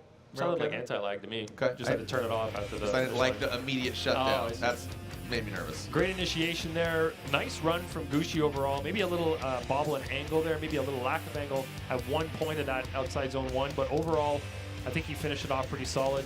Look, car looks so settled. This is another driver that moved to the new GR86 chassis and looks so much better for it. Him and Castro both look really comfortable in this car. Good run from Gushi there. Let's watch this again. Pretty nice snap to initiation. Right there, maybe a little lack of angle from him, but then pours it on near the latter half of outside zone 1. Coming off the bank, pretty smooth there. We don't see any movement in the front wheels. Same thing after the jump. Looks pretty solid. Looks really settled. Yeah. Looks like he's got the car placed where he wants it to be through outside zone number 2.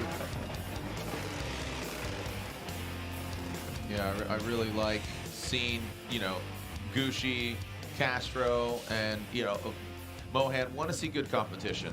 That's what it really comes down to. All right, always blowing up the internet with the interwebs. The fade, getting his fade on. Adam LZ in the Pedal Commander burnout box. Partying with Adam LZ at Hyperfest last weekend. He got some seat time in a demo vehicle, a takedown version of this comp car. Actually, a Von Gittin Jr. former comp car, driving out there at VIR, but now a gentleman that is very familiar with this track. Adam LZ piloting his AutoZone Ford Mustang RTR Spec 5D and a 91. 91 for the Goosh. Nice job, Gushi. That was a great run from him. Yeah, that was really good. So that's got to be just get that gremlin out of my cabin. Like I said, a driver very familiar with this course, Adam LZ, blowing up the interwebs with that AutoZone Mustang RTR Spec 5Ds on Nitto tires. Type S license will be on later. Ooh, taps the bumper, cause him to go down, disrupt the vehicle. Now let's see him bring him, slam down again, but over the mosh pit, 3-wheel motion. Look at that, looking like a rap video. Ooh, really exceeds. So, I mean, this is, by comparison, I mean, here we are, you have a 3-time champion, Chris Forsberg. You have, a content creator, a story driver that is driving so many vehicles, collecting them like Hot Wheels, the LZ compound. And here he is, when push comes to shove, he shoved it into the wall, caused him to slide down, bounces his way, 3-wheel motion, and goes offline on the outer zone 2. Yeah, so not the most precise run. You can see an initiation there. He got into the wall immediately and it threw him offline and kind of dropped his angle. And as he comes off of outside zone 1 here, he does miss inside clip 1 slightly. And then, like you said, on 3 wheels as he goes over the jump, through inside clip 2 and then drops a tire. I think he got up there a little bit, and then it forces him inside on outside zone number 2. So I think all of that stems from that tap on the wall at the beginning. It just threw him off. It wasn't allowing him to run the line that he wanted around outside zone 1. So right there is the tap. You can see his ankle suffers. His line definitely suffers. And then he's going up on a wide line there after outside zone 1 because of it. Trying to reach in for inside clip 1.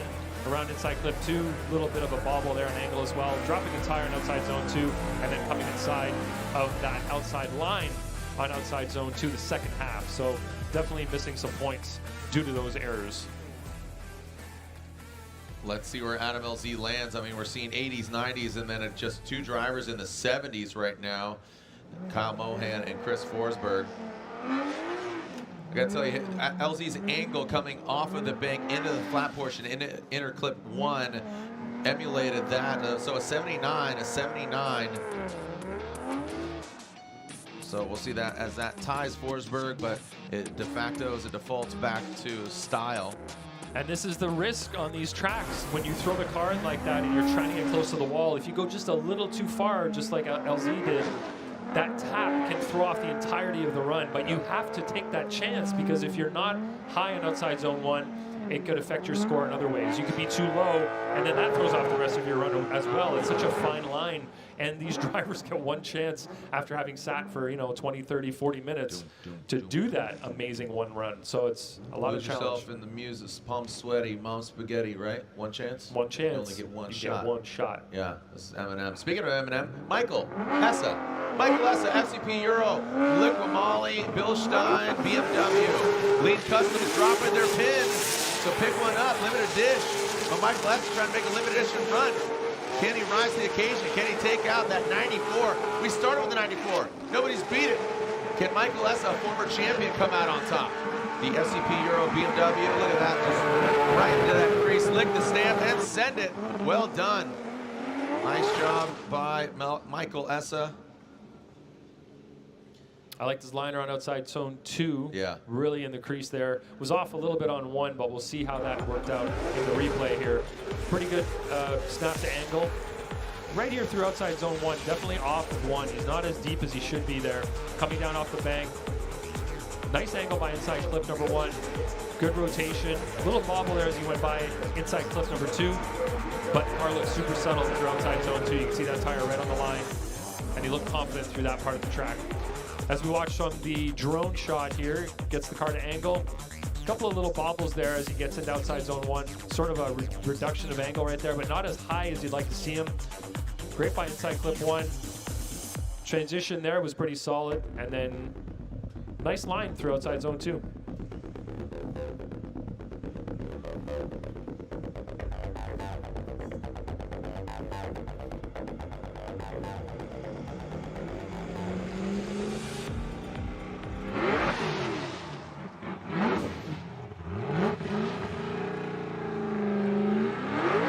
Lean Customs dropping their limited edition pin of that vehicle. Shout out to my homies at Lean Customs. They always drop some really cool pins, even like FD Tracks. They always got some cool stuff coming out. A 90.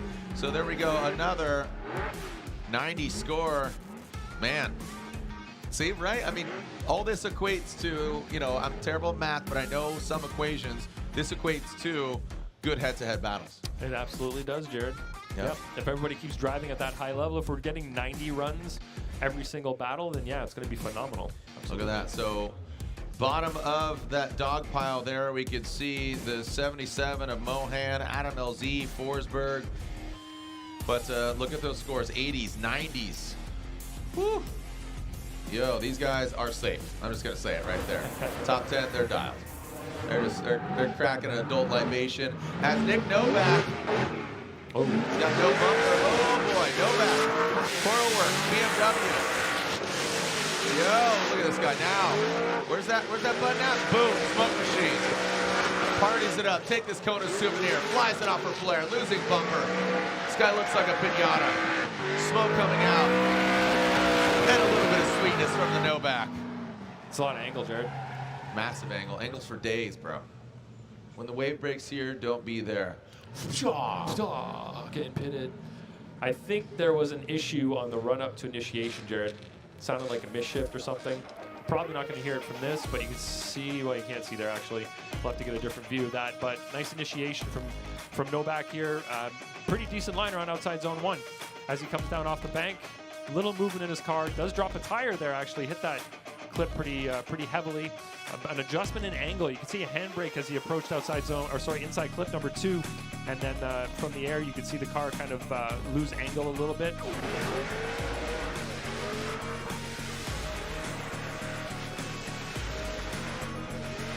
Car looking good as he comes off the bank. Coming by inside clip 1, like I said, he hit that one pretty intensely, probably with the left nostril of that BMW grill. So that's definitely more than we'd like to see. We don't like when they hit the clips, but if you just tap it with the corner of your bumper, not too bad. But I think he actually dropped the tire off the track there over that white line, which is going to be an issue for the line judge. So let's watch this run up to initiation as he accelerates up. Hopefully we'll be able to hear the car as well. So you can hear there, it sounded like he shifted. There was like a run, like he like a little head, like a run. like he missed a shift and kind of kept the revs up in between there, trying to get the car to gear. So not ideal as he runs up to initiation there. Going to hurt him on the style side for sure. Look at this photograph. It's Nickelback, isn't it? Photograph? It is, yeah. Everybody's favorite band, Jared. Yeah. It's Nick Novak's. Nickelback. Yeah, I mean, makes sense.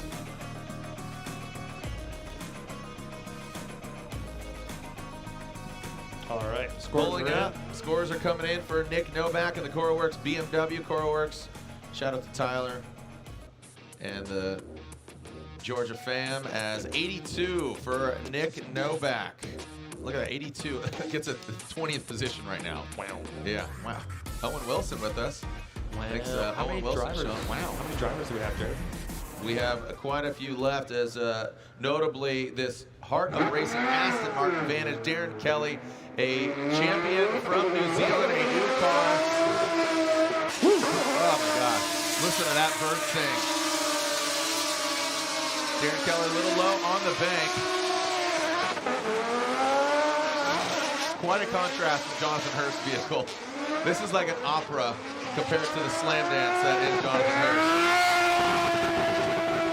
Like that second outer zone, I think the Heart of Racing, you know, Aston Martin looks good. Love the car, love the introduction. Darren Kelly, again, a champion in New Zealand. He has an R35 back in New Zealand. He does traditional road racing as well. Yep. So let's see him here snap that car to initiation. Looks pretty great. Not as high on outside zone 1 as we'd like. We want that bumper up on the wall, so definitely leaving some room there. Pretty decent through inside clip number 1. On the transition, looked like the car looked settled. Hit inside clip 2. Big bobble right there as he's approaching outside zone number 2. Nice line, though, coming through outside zone number 2. So pretty decent run from Darren Kelly. Yeah, overall, I mean, again, it just... I think we're all kind of in shock and awe of just the exhaust note and the uniqueness of this vehicle. And I don't knock him for not knocking the bumper, but it's already gone. So, right? Is it? I mean, no, it's not. I think it's there. Yeah, it's just covered in smoke, which is good. But, you know, hitting that inside clip 2, you know, small deduction. Would like him to just kind of nudge it as opposed to kind of, you know, it almost hit his headlight. So that's saying that if that was a wall, how much damage would that cause, right? If you're kissing it, it's a different thing. If you're smooching it, you know, kind of getting real intimate with it, that would obviously be a larger deduction. But overall, Darren Kelly lacking on that initiation, height on the wall, but kind of showing up on the last 3 quarters of that run. A few more vehicles to run here. We're currently on car 26, so it looks like we got 11 more vehicles. 11 more vehicles to run. And here we are with an 84 for Darren Kelly. Yeah, it's a twin supercharged V12. Yeah. From another DBS, not anyway. Yeah, no, I like you explaining that because it's a cool car. Yeah. This is another cool car. Another right here, cool car. Yeah, the Toyota Supra. So another Norwegian, another Supra, HGK kit, but going with a 2J instead. You know, of that other engine. Here we go as now Simon Olsen, that boost, race fuel. Great look at high vis livery, always sucker for that high vis. Around that, oh, sure. I don't know, Olsen. We talked about this, Simon. You got it, you have it. You're a champion, Norwegian Drifting Championship. He competes in a very similar car in the Norwegian Drifting Championship. You can see the Norwegian flag, but is that Spanish? It is. I just got it up. Yeah, yeah. So unfortunately, that is our first incomplete. So I'm thinking that, you know, you see Mohan with 77, you see Adam LZ, you see Forsberg with 70s. They're kind of breathing a sigh of relief. Yeah. You know, they would ideally not like to go into, you know, the not so great 8, but that's an incomplete for Simon Olsen in that boost race fuel Toyota Supra, and from Brazil. Brazil. Yes. So Jared, we have 37 drivers, yeah? Yeah. So 5 are not going to be competing. Go ahead, finish that off. I'm just wondering, How many? Where's the cutoff? Do you The know, cutoff do you know is, the math? yeah, it's 20. We take basically So 29. 29 is the highest that somebody can finish if they have to do the second qualifying. Correct. Okay. Look at that. We have official Formula Drift Championship shirts from Atlanta, Orlando, E-Town. Pick them up. Go to shopfd.com. Support your favorite round. Support your hood, or basically support your favorite track. Also, if you go to shopfd.com and you buy any goods, you're going to receive a complimentary Formula Drift sticker kit. So be sure to pick up your official Formula Drift sticker kit. Joao Barion. Wow. The Sheriff. No, Joao. Aggressive. It's Joao, not wow. Joao. Like Post Malone. G-Wagon, G-Wagon. It's not a G-Wagon, though. It is a Corvette as Joao Barion. Monster Energy. Corvette comes through. Bit off that second clip. Now into that second outside zone. Does exceed it a little bit. Trying to get the tread off, but then finds a sweet spot. We don't often see burnouts right out of the start gate, Jared. No. It was pretty aggressive. Yeah. Yeah. That was good. That's what my wow was for. I was know. just surprised at the smoke and, laying rubber right out of there. Typically, they roll through it a little more conservatively. No, drop the hammer, drop the clutch, and go for it. So on initiation here, gets the car to angle, but you can see that he's sort of adjusting angle as he goes through outside zone 1. Not all the way up there to the wall. Coming down off the bank, adds a little bit more angle at the inside clip. And then right there, little bobble as well, coming to inside clip 2. Was off of inside clip 2 slightly. Outside zone number 2, it looks like he dropped the tire slightly, but on the line for the majority of outside zone number 2. Here we go. Just burning him up right out of there. It's like he didn't do enough burnout in the box, so let me do some up the line. I hate my tires. Flicks the car at initiation. Gets up sort of close, but not all the way to outside zone number 1. So dropping down here, it looks like, yeah, I'd like to see more angle at inside clip number 1. And on the transition, it looks like he was a little cautious going over the jump. As soon as he landed, he added more angle. So it does look like he was playing it safe through the infield, but good line through the majority of outside zone number 2. But you can see that he did drop the tire up on the bank a little bit there. I feel like this is a totally different monster that he's created. The Barbarious Corvette from a couple years ago, very different from what we're seeing now. And he's been dating the car. Now he's getting more familiar with it. I think he's in a progressive place. And a 78 for Joao Barion. So less than ideal for him, but still, I think he has the vehicle. He doesn't have an incomplete. So, if scores start showing up, some drivers are really shaking in the race boots. There's a snake in my boots. Next up, we have Yves Meyer. Yves Meyer, the Toyota Gazoo Racing Switzerland Toyota GR86 coming to us from Switzerland. As Yves Meyer from Emmetten. Shout out to my boy Colin Dorset. It's his birthday. Lives in Roll in Massorol in Switzerland, actually. Yves Meyer. Now into that outside zone. So this is formerly Jonathan Castro's vehicle, but now it's all Yves Meyer, baby. Past that inside clip.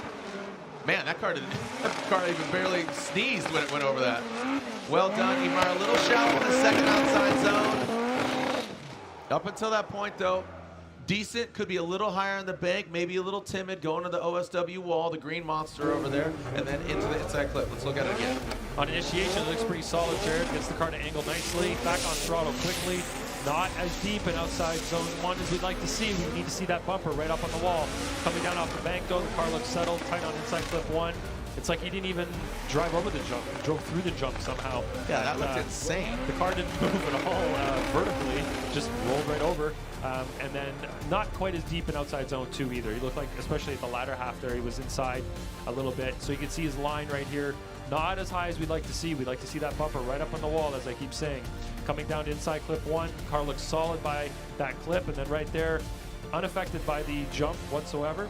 And then nice and tight to inside clip 2, and just not as deep in outside zone 1, or sorry, outside zone 2 as he needs to be. He needs to have that tire, the groove right on that white line. And continuing on, So now, like with Yves Meyer's score, now we're really going to see who is in the not so great 8. That's what's going to be forged here. So an 85 for Yves Meyer. That I believe is going to get him into the show. We'll see. Again, 19. So figure. Yeah, we'll see. Again, you need to stay in that top 29. Top 29. So with 10, yeah, he'll be in the show. He will be in the show.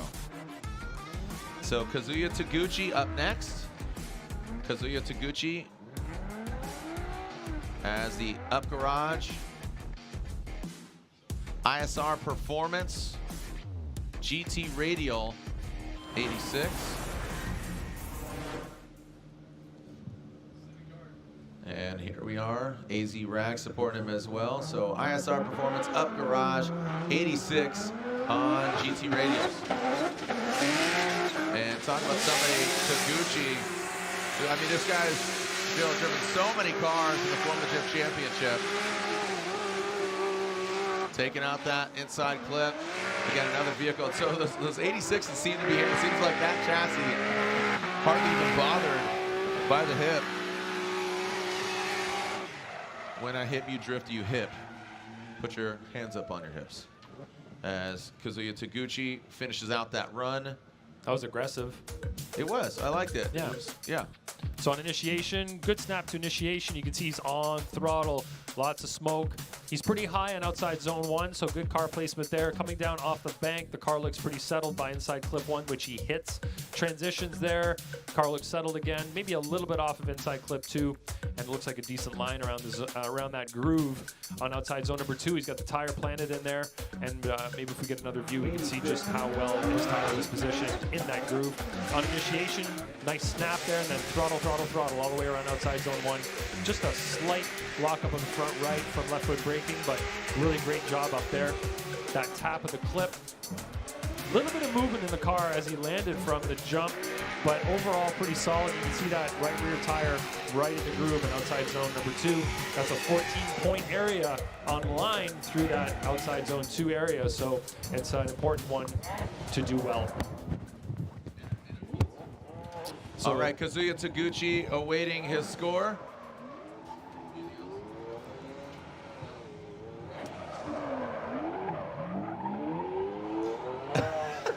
Kazuya Taguchi making his way back to the pits. Blowing off the track. What a good job he did. And there's a score of 90. So Kazuya Taguchi with a 9-0. The K&N knockout qualifying leaderboard stacking up. Who is one and done and who is going to the not so great 8 as Federico Sceriffo. Triple F Drifting Department, Pennzoil. Next in tires, Ferrari 599, ETB, Fiorella. That's a mouthful, and here's a faceful. On some next in tire rubber. Ooh, gets up high on that bank. I believe they debuted a new tire, if I'm not mistaken. Not sure if he runs it, but there's definitely some hooks. Look at that thing, turn on. Look at that. As Fetty, we talked about his car, you know, just again progressing, and he progressed through the track. Sounds unique. Talk about his setup and his unique, a single turbo, right? Is that what we're talking about? Yeah, big single turbo, 12 cylinders feeding it. Yep, I love that. Did you see that post Darren Kelly put up? 24 cylinders on track. It was Darren Kelly and him. So he had two 12 cylinders on track. That's rad. This is a cool view, Jared, as we get to initiation with Federico. Little bobble there. Nice and high on the wall for part of the zone, but then drops off near the end.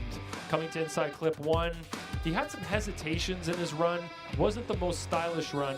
He definitely had the car set an angle. Everything was fine, but in terms of you know, full throttle and not lifting anywhere, he had a couple of lifts through the run in some unconventional areas. So a little bit of a hesitation initiation and then a little bobble right there. Gets up close to the wall and drops down as he finishes outside zone number 1. The car didn't look bothered by the drop into the flat area there from the bank, and it wasn't bothered by the jump, but just a couple of lifts and a couple of hesitations here and there. You can see that this tire is pretty much in that groove, close to the line, coming around outside zone 2. So that's a pretty good overall score for him, I think, online, except outside zone 1. You know, zone 2 looked pretty good, and the clips were okay. Leaves a little to be desired on the outside zone, as you said. Look at this. That card looks mean, man. Entering the metaverse, hypernft.io. Hypercars in the metaverse, so an 81, and reflected right there. Style 21 out of 30, 27 out of 30, and a 33, excuse me. Yep, 33 out of 40. 33 out of 40, you got it. So an 81, and 81 for Federico. As, like I said, the mean-looking Dean Carnage Kearney, hypernft.io. Car looks good. Let's see it perform. See him throw down. Love to see, again, I mean, here we are 2 rounds in the competition down there in 32nd place. He needs some success. Cones, not a factor here, only in head-to-head. Firing off that side exhaust. High on the bank. He's leaving it all out on the track. Look at that little stutter step. Past that first inside clip. Second inside clip, about the second hash mark. And look at that right there. Set it, forget it. Set it on 30 seconds. Pop. Goes the Viper. Looked like he had some wall taps on outside zone 1. It affected his angle. You could see that he wasn't running a high degree of angle around the entire bank. But look at his initiation. Gets the angle nicely. But not a lot of angle here. Look at how shallow those front wheels are. And then it actually goes straight as he exits outside zone 1. The car looks like it's still at angle technically, but the wheels did go straight. The rest of the course seems pretty clean though. He is at angle nicely there. He's on throttle, pretty aggressive. His tire's right in the groove. But it's going to come down to the outside zone 1 area, definitely. So let's watch outside zone 1. You can see not a lot of angle from him there. He's trying to keep it at angle, left foot braking, a little bump. And then, like I said, his tires went straight, but it looks like he was still burning the rears, and the car was still technically at angle. Coming by inside clip 2, right on that hash mark 2-ish. It looks like he was off of that slightly, but right rear tire in the groove around the rest of the track through outside zone number 2.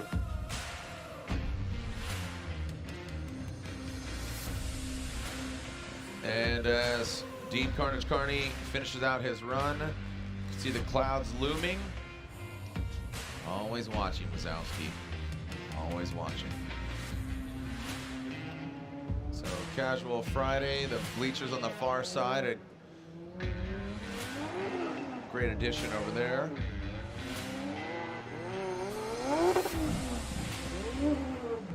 And an 82. So that should get, yeah, that's comfortable because position 24. 1, 2, 3, 4, 5. So I believe he should be good.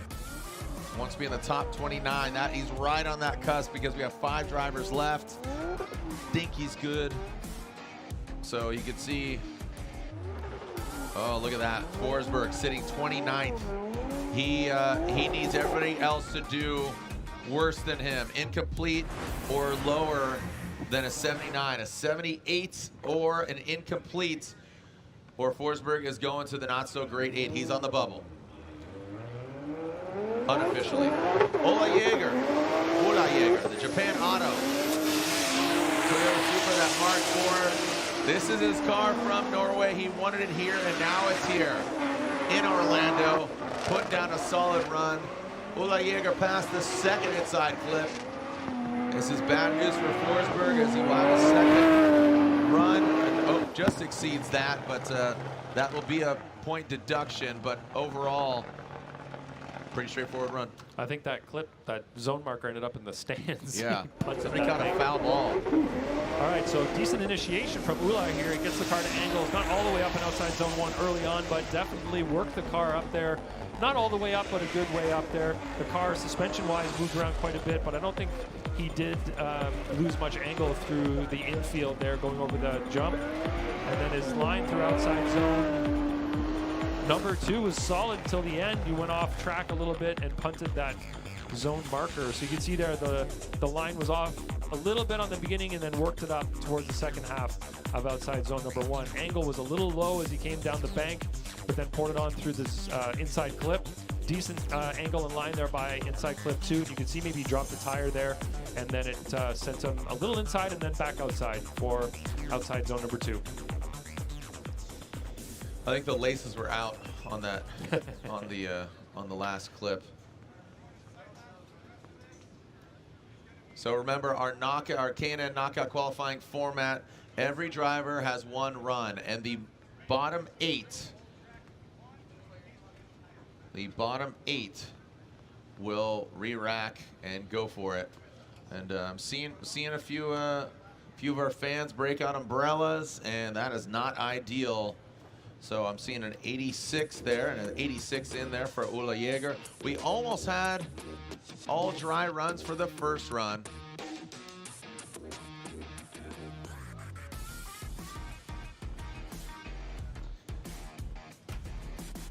And just a few more drivers here in the K&N knockout qualifying, and Ryan Litteral rolling in.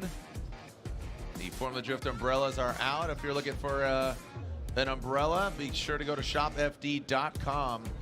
Pick up yourself Formula Drift goods.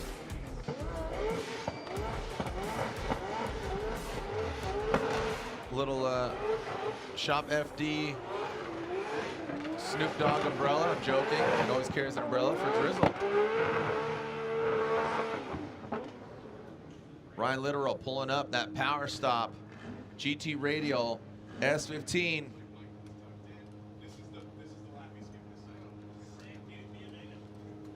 All right, Jared, we are doing sight laps, but it sounds like Ryan Litteral is skipping his little test run here in the rain, so he's just going for it. Yeah, and Ryan Litteral, I think this is Ryan Litteral fashion, baby. He wants to go for it. He slides on in, not in the DMs, but into the wall as Ryan Litteral, massive angle there, comes down into the inside clip. Massive angle from Litteral. Look at that, just going for it. Absolutely riding the lightning. And Ryan Litteral, look at that, puts down a solid run. Might see Litteral in head-to-head competition for the first time this year. That'd be a great thing for him. A little bit of sprinkling, ain't no thing. Be a man. All right, so at initiation, decent job from Litteral getting the car at angle. Those chrome wheels really help us see what is going on with the front wheels, which are pretty set here through outside zone number 1. Dropping down into the infield, pretty decent job. Hits the clip. Right there, there's a correction in angle. And another one there. Coming outside zone number 2. Nice line, a little bit inside of where he should be. Not too far though, maybe a foot or two. And looks good through the finish line. So let's watch this from another angle here. Gets the car to angle. Maybe didn't rotate it as quickly as we'd like to see. Pretty decent line through the second half of outside zone 1. Again, car looks settled. He hit that clip, knocked his bumper off.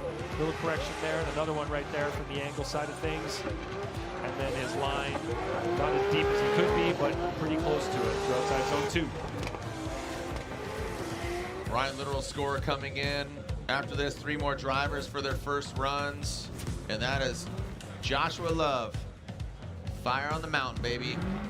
Let's see what Josh Love's got for us. The after hours. After hours auto BMW. And an 83 for Ryan Litteral. And that's going to put him in a head-to-head competition. For all you RB fans out there.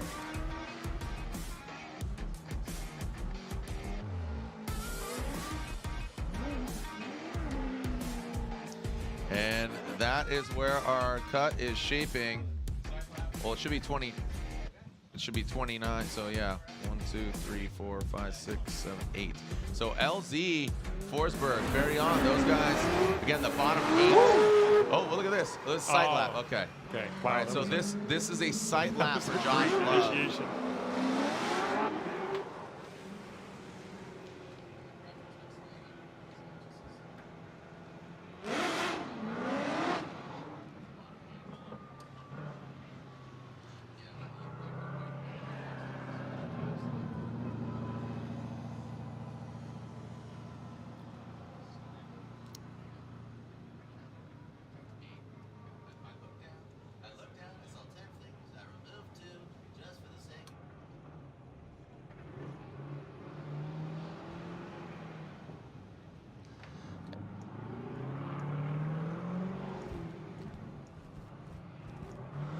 After Hours, Autosports, BMW, Holly Performance, Big Duck Club, like back window. We don't need no stinking back window.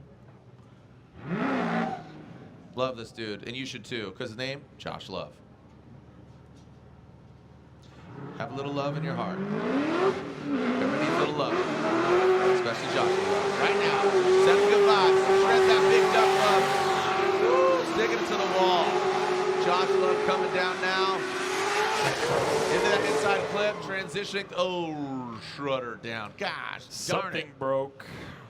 Oh boy. Oh boy, Yogi. That's not good. What? No, I did. That was Boo Boo. That was Boo Boo. That was Yogi's little sidekick. Oh boy, Yogi. Well, that's like a little more droopy dog. Oh well. Regardless, Josh Love, incomplete. Unfortunate. So unfortunate turn of events there for the After Hour Autosports E46 BMW GT Radials. That's an incomplete. So a few of those low-scoring drivers breathing a sigh of relief. Trenton Beechum, next tire, Clonex. Are we doing a sight lap is the question. And he says yes, he would prefer to do a sight lap. Trenton Beechum joining our Formula Drift Pro Championship, his first round. We've seen him. We saw him at the Long Beach Grand Prix, which is always a fun event, but not a round of competition, the actual Active Grand Prix.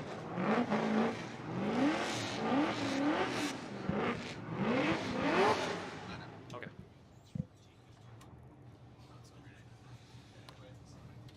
So this should be a side lap. Just want to confirm. Okay, this is the one. Nope, he's going for it. You know what? He just saw Ryan Litteral throw down. The wipers are on, but yeah, he's like, I'm going for it.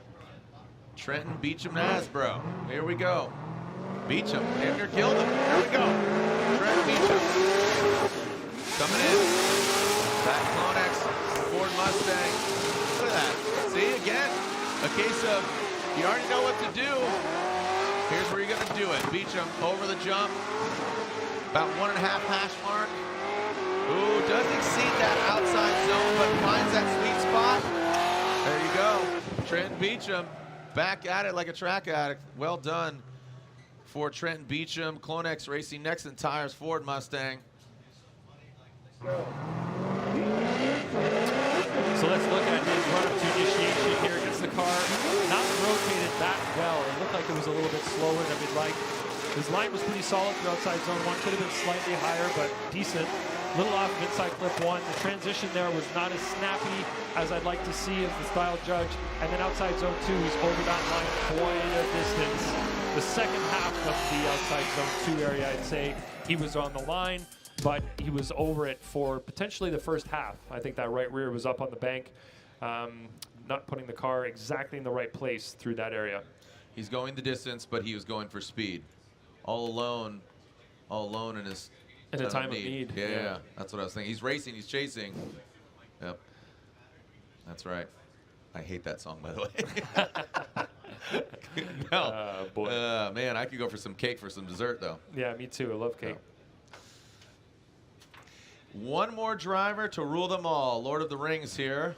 Precious. As Josh Reynolds, we'll see how he fares. Toyota Gazoo Racing Switzerland GT86, the Warthog. That's what he calls it, the Warthog? 79. And that puts him in bottoms. Drum roll. Is that correct? There's 3, carry the 1, right? Okay, yeah. That is 79. Yeah, 79. So that puts him, yeah, in the not so great 8s because you want to be 29th and up. So as we're getting more drivers in the 70s. All right, Josh Reynolds. Don't see him. Don't see him. Is he a no-show? Josh Reynolds not here? Oh, so I saw Josh in the pits. His car's not here. Okay, well, this is news to me. Got it. Again, I'm in the pits. I'm in the paddock. I'm just here.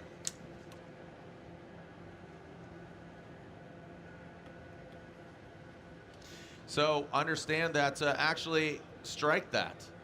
So the number has been bumped up. It's actually 28 because we're taking the top 28. So 1, 2, 4, 5, 6, 7, 8. So the top 28, I'm mistaken, will move on, and then 29 to 36, those are not so great 8 that are re-racked for our knockout qualifying. So the top 28 drivers, one and done. They get to park until tomorrow for our top 32 all the way to the podium, but we have our second runs for our bottom 8 scoring drivers.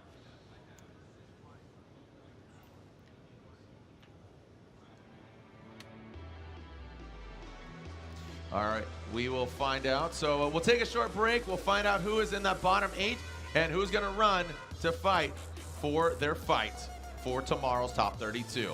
When we come back here, this is Type S Scorch presented by AutoZone. Round 3 of the Formula Drift Pro Championship. K&N knockout qualifying continue when we return. K&N, the official performance filter of Formula Drift.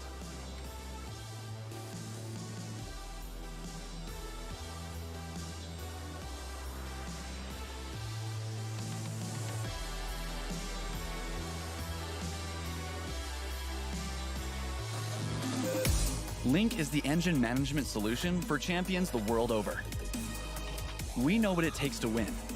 Pushing boundaries, performing under pressure, and having the best people on your team.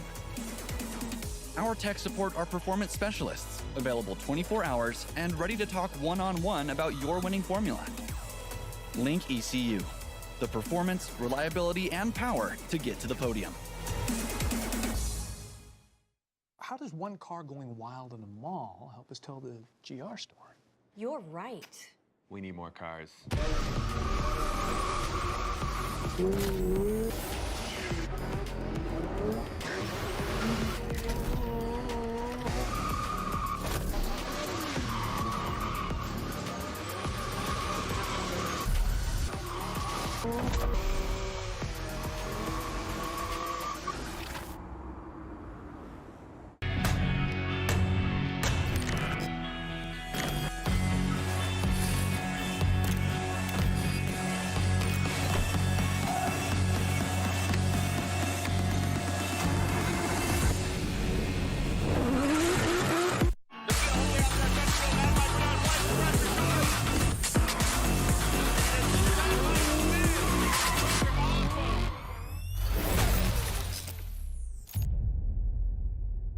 The Falcon Azenas RT660 is the enthusiast choice for ultra-high performance. Engineered for predictable handling and stability, the RT660 provides maximum traction both on and off the track.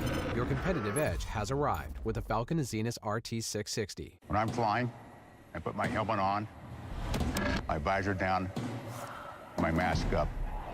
You don't know who I am. Whether I'm African American, Asian American, Hispanic, white, male or female. You just know I'm an American airman kicking your butt.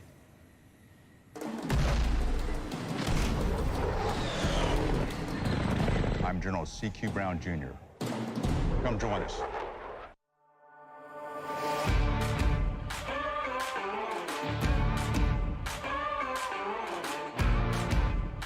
When you have a lot of money tied up in your transmission and differential in your car, kind of like I do in this one, this is a must-have. Royal Purple Max Gear High Performance Gear Oil.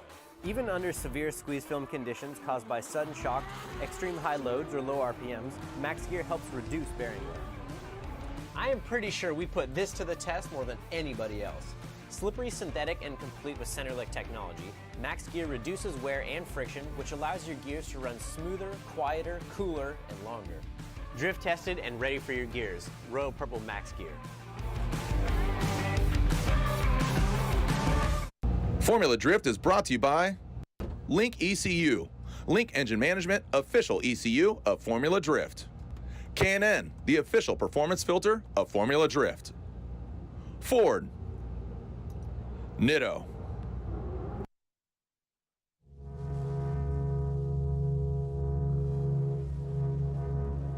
Your first ever three-peat champion, 2017, 2018, and now 2019 Formula Drift champ, it is James the Machine Dean! We have solidified a champion in James Dean, the three-peat has happened for the first time ever in FD history. After winning a championship, you should be on top of the world, you know, but I think that hurt. I mean, you can open a can of worms there if you want. One of the top drivers there to suddenly watching it on the live stream. You don't just disappear or split from a team after winning 3 championships together. There's nothing else in this earth that gives me that same feeling, so I'm just trying to get that feeling back, really. Even when things aren't going his way, he will try and pull something out of the bag to bring things around. I would be lying if I said that I didn't want to win or that I don't have high hopes. I have the highest of hopes. He's the best drifter in the world right now. I absolutely wouldn't change anything. We've had our struggles, don't get me wrong, but I think they make the good times so much better. So yeah, exciting times ahead. Let's see how it works out. They're all delighted over there that James isn't there right now. I'm more nervous now than I was with his first competition, to be honest. Yeah, you gotta stay hungry in everything you do, I think. Otherwise, you're retired.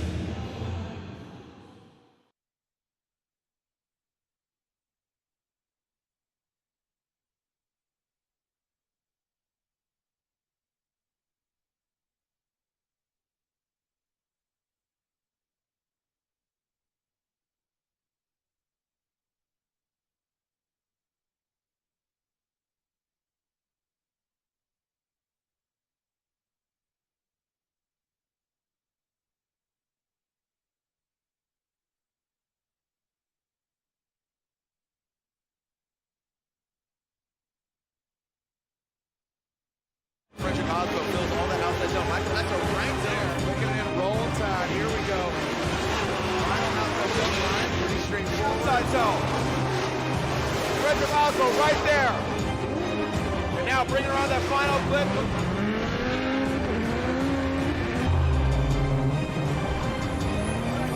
Approaching pulls the tire up. So qualifying playing a role here in Long.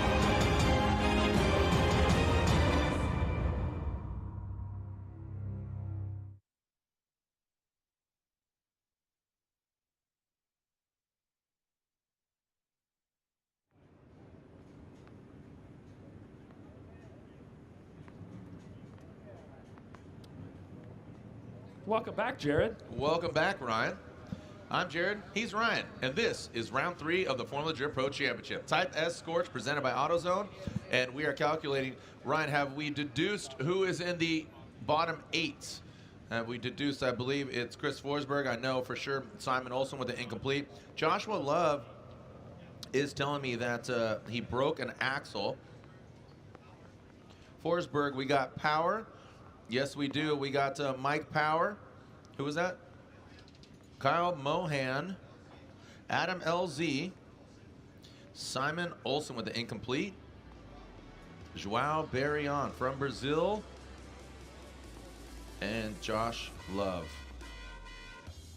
and Trenton Beechum. So there are 8 drivers. So Forsberg, Mike Power, Kyle Mohan, Adam LZ, Simon Olsen, Joao Barion, Joshua Love, and Trenton Beechum are in the bottom 8. So with us having 36 drivers, there are four drivers. Only half of these drivers, it'll be Forsberg, Power going second, Mohan, LZ, Olsen, Joao, so on and so forth. So again, 8 drivers, only 4 spots. I mean, that's a 50% chance of making it. This is, the pressure is on, and here is Chris Forsberg, who got second place in Atlanta, just had mistakes on the bank, wasn't the cleanest you know, we always talk about you're going to finish how you start, and Forsberg didn't start ideally on initiation. That's what you, if we can recall and go back, is you want to focus on, did he initiate at the correct point? Slightly on that cusp, but I think that threw him off.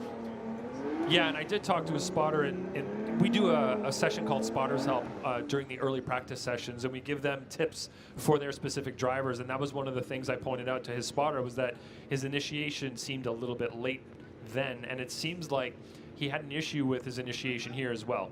So this is going to be Forsberg's sight lap right now. He's feeling out the surface due to the rain. So you see how he does. See, that's much better already than his prior qualifying run. So again, this is a non-qualifying run here. This is getting familiar with the course because of, we did see some rain on the track, so the conditions have changed, and especially for Forsberg. I mean, he went, shoot, about an hour ago. Yeah, he's just getting himself turned around. I think he said scratch it. Cool. Yeah, you could see that he was feeling it out. He wasn't full throttle everywhere. He was on throttle, off throttle, on throttle, off throttle. He was kind of testing the grip. He wanted to be sideways throughout the majority of the course. And once he got into outside zone 2, he realized, I'm good. You could see him lock up the brakes a bit and then turn the car around. Very efficient of him. You have that light switch on, not off. This isn't a light switch rave. Here we go. Strong pad. Chris Forsberg in that NOS energy drink. Nissan Z, the all-new Nissan Z. Now he's riding the wall. That's the Forsberg we know and love. There you are, Peter. And into that first inside clip, over the bump. Little disruption. You saw some correction from the wheels up front. And now the GT radials get right into the crease and cross the finish line. So, again, now he's really fighting for it. I would say, you know, normally like, okay, you know, 7 spots are open, 6 spots are open, 4 spots. So, phenomenal run from him until the center of the track. So let's watch outside zone 1. Great initiation. He's high on outside zone 1. Great line on throttle. Coming off the bank, nice and smooth. Good angle in the car right here. Transitions the car, and then you can hear a big lift from him. Goes offline at inside clip 2, but does a great job on outside zone 2 as he puts his tire right on that line in the groove. So it's just that lift that he had coming over the jump in the middle of the track where the car looked a little unsettled. It looked like his line went off a bit, and he did get off throttle. So as he comes down here into the, you can see the suspension doing its job right here, but look. Car, no, not over angles, but gets to an amount of angle, but you can see he lifted and wasn't really dedicated on throttle through that area. Got back on it, though, through outside zone 2.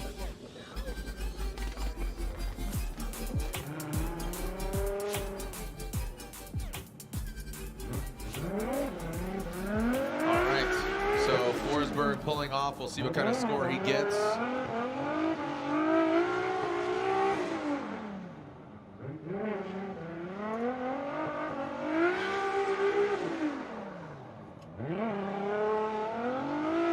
Mike Power here from Port Jeff Station, New York, awaiting Chris Forsberg's score.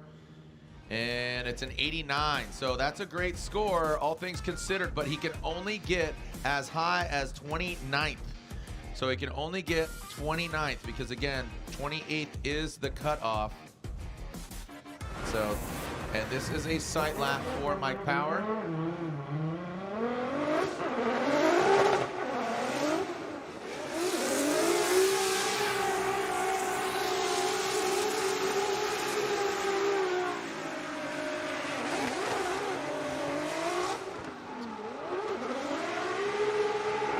All right, sight lap here for Mike Power.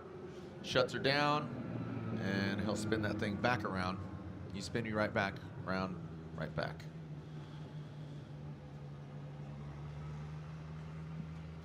And Mike Power heads back.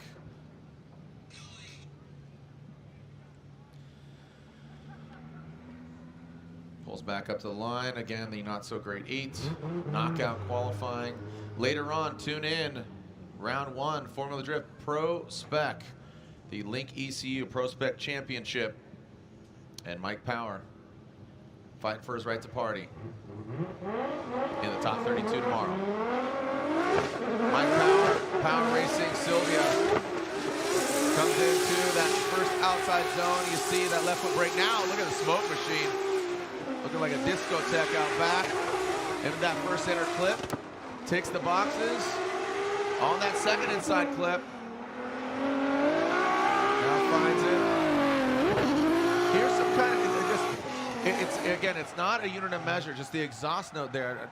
It's kind of like it's struggling a little bit. Doesn't sound like fully uncorked. Coming up to initiation. pretty decent job there. You see some left foot brake, trying to get the car to angle around that zone. Line could have been a little bit higher on outside zone 1. Coming down to the infield, the car bounces but does not have any kind of change in angle until he rotates after the jump for inside clip number 2. You can see there a bit of a bobble in angle, and it looks like a tire over the line, maybe in outside zone number 2 as well. See what kind of view we get here. That might be our only replay on that one. No, we get one more. Here we go. Getting the car rotated. You can see the angle suffered a little bit early on, but then he poured it on a little bit more in outside zone 1 near the end. Coming down off the bank, pretty solid job there. And right there was a bit of a bobble. Hard to see through the smoke in that area. And then looks like his tire was pretty good through the groove in outside zone number 2. Maybe up a little bit there a couple of times. Nothing too major though. Power coming off. And that is Kyle Mohan. All right, as Kyle Mohan warms up his tires, we'll find out if he's going to take a side lap or not. If Kyle will take a side lap. All right, we'll see if he pulls up to the line. And there's an 87, so he does not better Chris Forsberg. All right, so he is taking a side lap. It's a good opportunity to bring in a special guest up here. We saw him throw down a solid score earlier, and trying to find a score exactly as a 91 as we see Kyle Mohan take a side lap, getting to know over the course. Dylan Hughes joins us in the booth. Congrats, dude, 91. Hey, thank you, sir. Stoked on that. Yeah, man, Dylan Hughes, pilot of that Royal Purple Dylan Hughes Racing BMW on Falcon tires. Dylan, what do you make of the course? You know, this is definitely an interesting track. Travis Reeder and I were joking that this is the hardest easy track I've ever driven.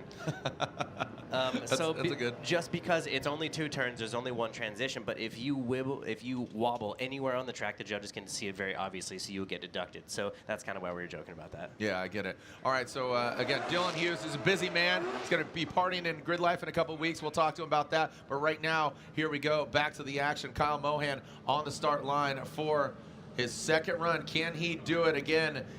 An 89 wouldn't even confirm, higher than 89 wouldn't confirm, because again, all 8 drivers going to be in the top 4. Here we go, Dylan Hughes. Let's get your feedback on the replay. But right now, I'm going to go live action as Kyle Mohan blends into that wall. Decent proximity to that wall. He is dragging bumper. Not a massive degree of angle, but now comes over the hip. Kind of a correction there as he went over the jump and now into that second outside zone. And exactly to your point, Dylan, just kind of the hardest, easiest track you've ever driven, because now you're kind of pins and needles. You're walking on eggshells. You know, what's going through Kyle's mind when he has that run? Well, and this is another one of the tracks where drifting is kind of weird, where it's not a race, but the fastest car usually wins, right? So we're always looking for a grip on these kind of tracks, and coming off of this big bank right here, there is a massive hole, and it is a massive, abrupt jolt that you can feel. And when the suspension bottoms out, basically that energy has to go somewhere, and it's going to blow that tire off the bead. So what we do is we lower our tire pressure, we change our shocks, and we basically have to find our sweet spot, right? Because we can't go too low on tire pressure, because then you're going to blow the tire off the bead. So for us, what we do is we got to go down there, lower the tire pressure basically until the wheel falls off the tire, or the tire falls off the wheel, and then you got to go up from there. So really, you kind of got to search for grip in different ways, which is really, really tough to do. No, the dynamics overall here as Mohan, you see the attitude of his car, it sucked it up pretty well. That wasn't too bad. And again, Dylan, you came up at the booth and you're like, man, that jump. And you said, you know, after that first interclip, you made it sound like you were just cruising. And legitimately, your car, just because you're up here, I'm not saying this, your car managed that jump and that disruption probably better than most. You know, and I think that sometimes you just get lucky. If your back tire moves 1 foot one way or the other, it will change the way the car bounces. All right, I believe this is side lap for Adam LZ. So Adam LZ, a lot of fans blow up the internet, and there's an 80 for Kyle the Menace Mohan. Adam LZ currently on track as he is fighting to get that AutoZone Pennzoil RTR Mustang Spec 5D. Now, Dylan, what else are you working on right now, buddy? So got a couple things going on. We're gonna go and race Lemons, which you're coming, right? Yeah, I was invited. I gotta check my schedule. But real quick, there's our qualifying leaderboard. There's your boy Forsberg, top of the heat, Power, Mohan, and again, Love with that 79. So you just want to be in that top 4. 5 through 8, they're knocked out. Great. But Lemons, Grid Life in a couple weeks with a turbo diesel wagon. No, actually, non-turbo diesel wagon. We're going my E36 street car, which is full wrap Permatex, which should be really cool. Love that. Here we go. Adam LOZ, AutoZone, Mustang RTR Spec 5D, coming into the bank. He knows this track. He's turned a lot of tires. Not exactly dragon bumper on the wall. Inside clip. That was masterclass right there. Well done by Adam LZ. That bump is just really knocking him out of sorts. And that second inside clip, that was really well done. So again, just a single stuff, not a double stuff for you. We're talking about the outer zones being the cookies and the filling being those inner clips. Absolutely on that first inner clip, but the second inner clip, again, that bump, like I said, you being up here, it's a different perspective, right? Totally. So seeing how Adam's car reacted to that jump, walk us through it right here. So pretty cool to see that thing go tripod mode around the inside of the track, but could be a little bit higher on the bank, but he did a nice job overall. Like you said, inside clip 1, he comes off, greases it. Perfect. That little bit of bounce, I think it set him slightly deeper than he wanted to be, but then he recovers nicely and runs the rest of the track, no problem whatsoever. Great run by Adam LZ. All right, so let's see where Adam lands. Does he get one of those top 4 of this? Just this 8.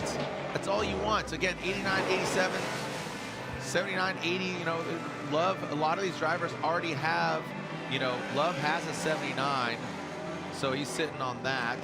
Joao Barion has a 78. So you need to do, to make sure that you're locked in, do better than 89. I don't know if that's going to do it because he was off of the wall. Forsberg was higher. He went off there, but he still sits on that 89. Right, plus that inside clip. It's going to be close. I'm hoping for the best for him. Yeah, all the LZ fans cheering him on. Anything else you want to add, Dylan? You got the Permatex flat out, Grid Life, Lemons, and where can more people find out about this stuff? All the action, baby. Anywhere, Instagram. We're doing a little bit of YouTube on it. Ooh, 87 for LZ, looking good.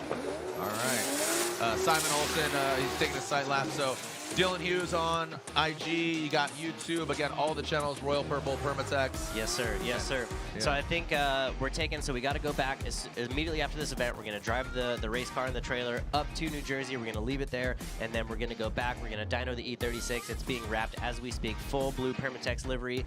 Dyno it, make sure that little stock M50 is perfectly happy. We're going to throw it in the Falcon trailer, and it's going to go to Grid Life, and it's going to be a good time. I can't wait. Awesome. Thank you, brother. See you tomorrow on track. Top 32, Dylan Hughes. Again, piloting that Royal Purple. Dylan Hughes racing Falcon tires. 2JZ BMW. Don't get it twisted. It's not LS like that reader guy. Yeah, Travie. Come on, guy. Thank you so much. Just kidding. Thank you so much. Get out of here. Get out of here. All right. Stick to the script. There's no script. All right, here we go. We are setting 4 home. We are only taking the top 8. So again, 29, 30, 31, 32. Oh, no. Calling a competition timeout. Oh, Simon. Oh, no. Olsen. Oh, no. And that is the trouble of maybe potentially taking a sight lap. The car looked decent out there as Ryan Lontaine comes in here. Stuck with me now, Jared. I'm not stuck. Stuck on you. Got this feeling down deep in my soul. Just can't lose. That's right. I get to hold every trophy. I just got to give it up, though. Never going to let you down, though. Never going to give you up either. No. Joao Barion, the question is, will he take a sight lap? Don't know. Thanks for joining us out here, either in the building or online, in the comfort of your own home or workplace. Don't tell your boss. So after Joao, we have Love and Beechum, and then if Olsen gets his car fixed on his competition timeout, he'll be coming out as well. Yep. This is a sight lap, so this will not be judged. You're just going to be out there testing the surface, and again with the burnout right through the chicane. All right, so as Joao is on the course. Yeah, he's going for it on his Does he know it's a side lap? He told the starter that it's Yeah. a side lap, so we'll see. Yeah, he's shutting it down right here. But he was definitely testing every aspect of that run. No tire left, but great side lap He's run. gonna need some new tires before his qualifying lap. So here are 8 drivers, and only the top 4 will continue on to join the other 28 drivers. So there it is. So Forsberg's guaranteed in. Adam LZ, I believe. So LZ does trump power due to score, but right now it's all Joao Barion. So again, top 4 out of the 8. Joao Barion and 88. All right, now this is definitely not a sight lap. Joao rides that bait probably. Wow, look out! Stiff that suspension. Yeah, Slams it. Oh something boy! broke as he came down off the bank. Oh no! Yeah, that's gonna be an incomplete for Joao. He did have a 78 on his first run, but that does not better the other 4 scores, 89, 87, 80, and 87. So that means Joao and that Monster Energy Barbarious Corvette.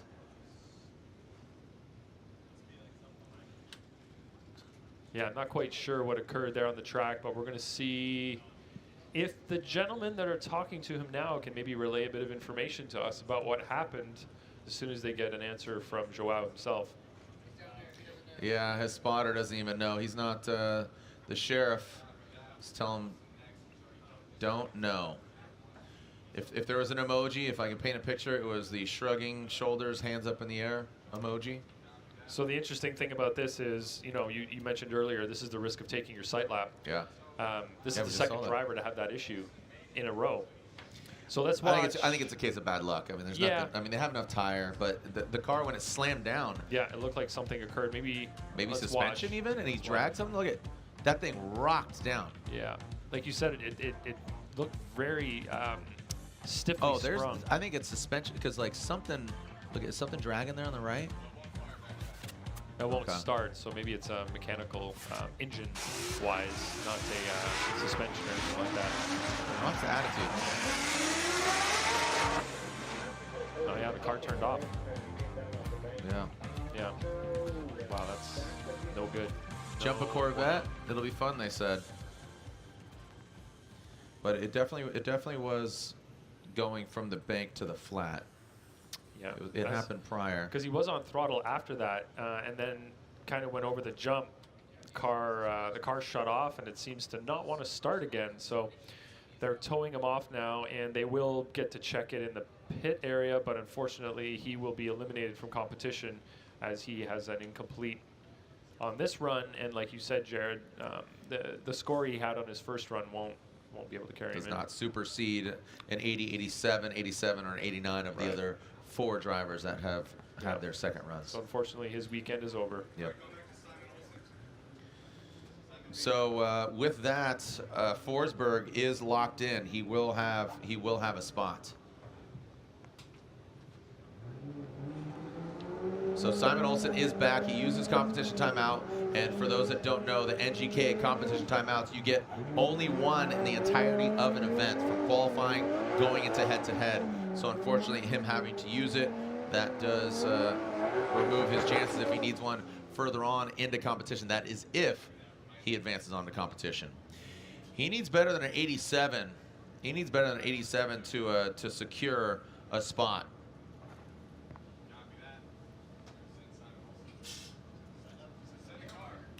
Because there are only 3 drivers. Real deal, this is it. He already had his side lap.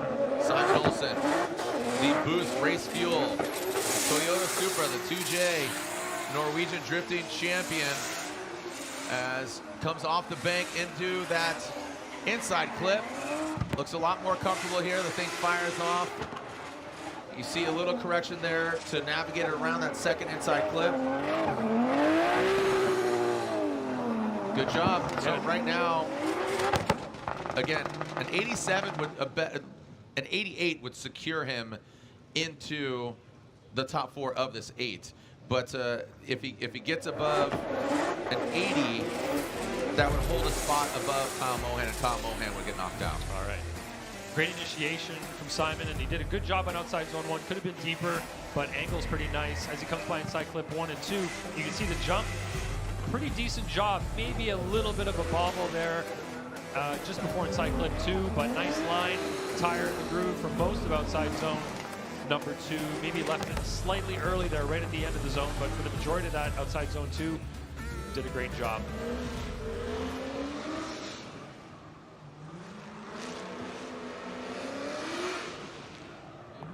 Remember, we do have our Link ECU Prospect Championship top 32, and there is Joao Barion. That's an incomplete to make that official, and unfortunately put that to bed for Joao. But the schedule, we are live at 7:15 with our 7:15 and 7 in between 7:15 and 7:30 is when we are live on our live stream for 32-16, a Prospect.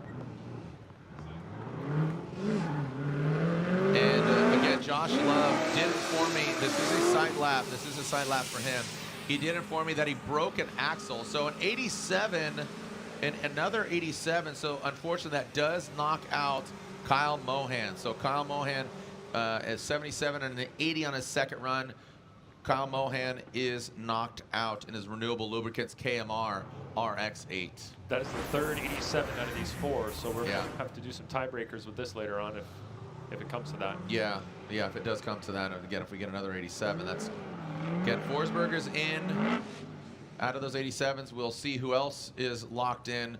But right now, the only ones that stand are Love and Beechum. So here we go. Josh Love, After Hours Autosports. He broke an axle on his first run, but now seems to be having a solid run. He needs that X factor to really lock it in. If he navigates this properly, which he out with a wide swing. Josh Love, again, an 88 would lock him in. We just saw a fairly similar run there from Simon Olsen. Maybe a little lower, let's see. Again, off of that second inside clip. Gotta love Josh Love. Again, definitely a talented driver.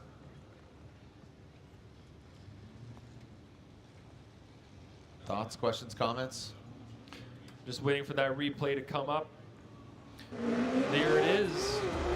As the car gets to angle, Jared, looks pretty solid. On throttle right away. Not quite as high as we'd like it to be on outside zone 1. Leaving some space there. Coming down off the bank. Pretty solid. Not a lot of angle by inside clip number 1. Handles the jump pretty well, but definitely went wide on inside clip 2. That jump threw him off a little bit. He didn't quite land where he was expecting to, and he's wide on that clip. So that's going to hurt him on the line side of things. And I think overall, pretty good run, but just not as accurate as we'd like to see as judges.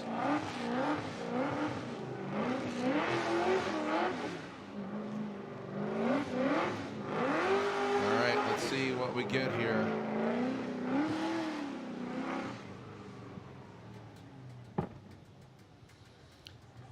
And J Love with an 85. That will not get him in the show. All right, so guess what? Do or die. Again, we have Love is out. So he needs an 88 to really solidify, because Forsberg's locked in, but we have, so again, that's unofficial. Olsen, LZ, and Power, all of 87s. It defaults to style is the first category. So we'll need to see who has the highest style on their score of 87. And again, according to that, so here we go. Real Deal Holyfield. No side lap. Trenton Beechum, he gets an 88.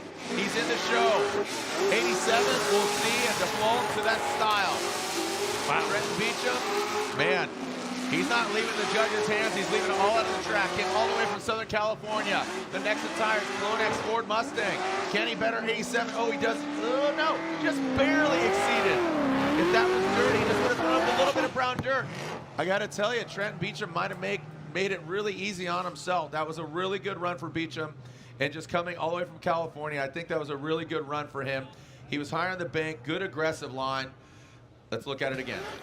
Let's watch his initiation here. Does a little flick, gets the car to angle, slight handbrake pull, throttle, throttle, throttle. He's up on that bank. Look at that back bumper is pretty close to the wall as he's coming down to the infield area. Big angle by inside clip 1. Nice transition there. The car looks settled by inside clip 2 as well. I think he did put a tire up on the bank slightly there in the first half of outside zone 2, but the second half of outside zone 2, he's nicely in the crease with that right rear tire. So let's watch that initiation. This is a great view of initiation. So he's off the wall slightly at the beginning, but I think he did get it higher in the latter half of outside zone 1. So you can see the back bumper there getting up on the wall. Great job on the second half of outside zone 1. I like how settled the car was through the infield. He was on throttle. Quick lift right there to get the car settled and then back on throttle. That's okay. It's a decel area there, so that looked fine. So just a couple of little issues on line, and I think his angle was pretty solid through there as well. Let's see if Beechum makes it easy on himself. Again, the 387s. There are 387s of Power, LZ, and Olsen. So unofficially, of course, Forsberg is in. He's got an 89. The high spot, he should get 29th position as we only take the top 4. And 88. Beechum is in. Now, out of those 87s, Ryan, what was the style score for Mike Power? Mike Power, 24. 24. What's the style score for Adam LZ? Adam LZ had a 25. 25, and a style score for Simon Olsen. Simon Olsen had a 26. So it looks like, again, unofficially, Chris Forsberg, Trenton Beechum, Simon Olsen, and Adam LZ would get the final 32nd spot, with Mike Power with the 24 getting the lowest of those 87 scores. Again, that's all unofficial, but Adam LZ, again, always a fan favorite, barely making it by the skin of his Nitto tires. But again, 4 of those 8 drivers will advance on. But this has been the most nail-biting for, second place, 3-time champion Chris Forsberg, Adam LZ, Mike Power, he's been on a tear. We saw him on the box in Irwindale a few years ago in Pro Spec. Simon Olsen, a Norwegian Drift champion himself. Trent Beechum, man, talk about him. This is his first FD Pro round back since last year. Yep. So all of this is equated to a really exciting K&N knockout qualifying. It really has. Have we had drivers knocked out yet in qualifying this season yet, or is this the first round where we're knocking drivers out? Where somebody who's here qualifying doesn't get to compete. Yeah, I think you're right. Not to this degree, and maybe not at all. I think you're right. I think we had 32 in Atlanta, so it's like the perfect number. And then if somebody breaks, that's a bye run. But overall, pretty exciting. But guess what? The first driver out of the gate, I used that analogy earlier.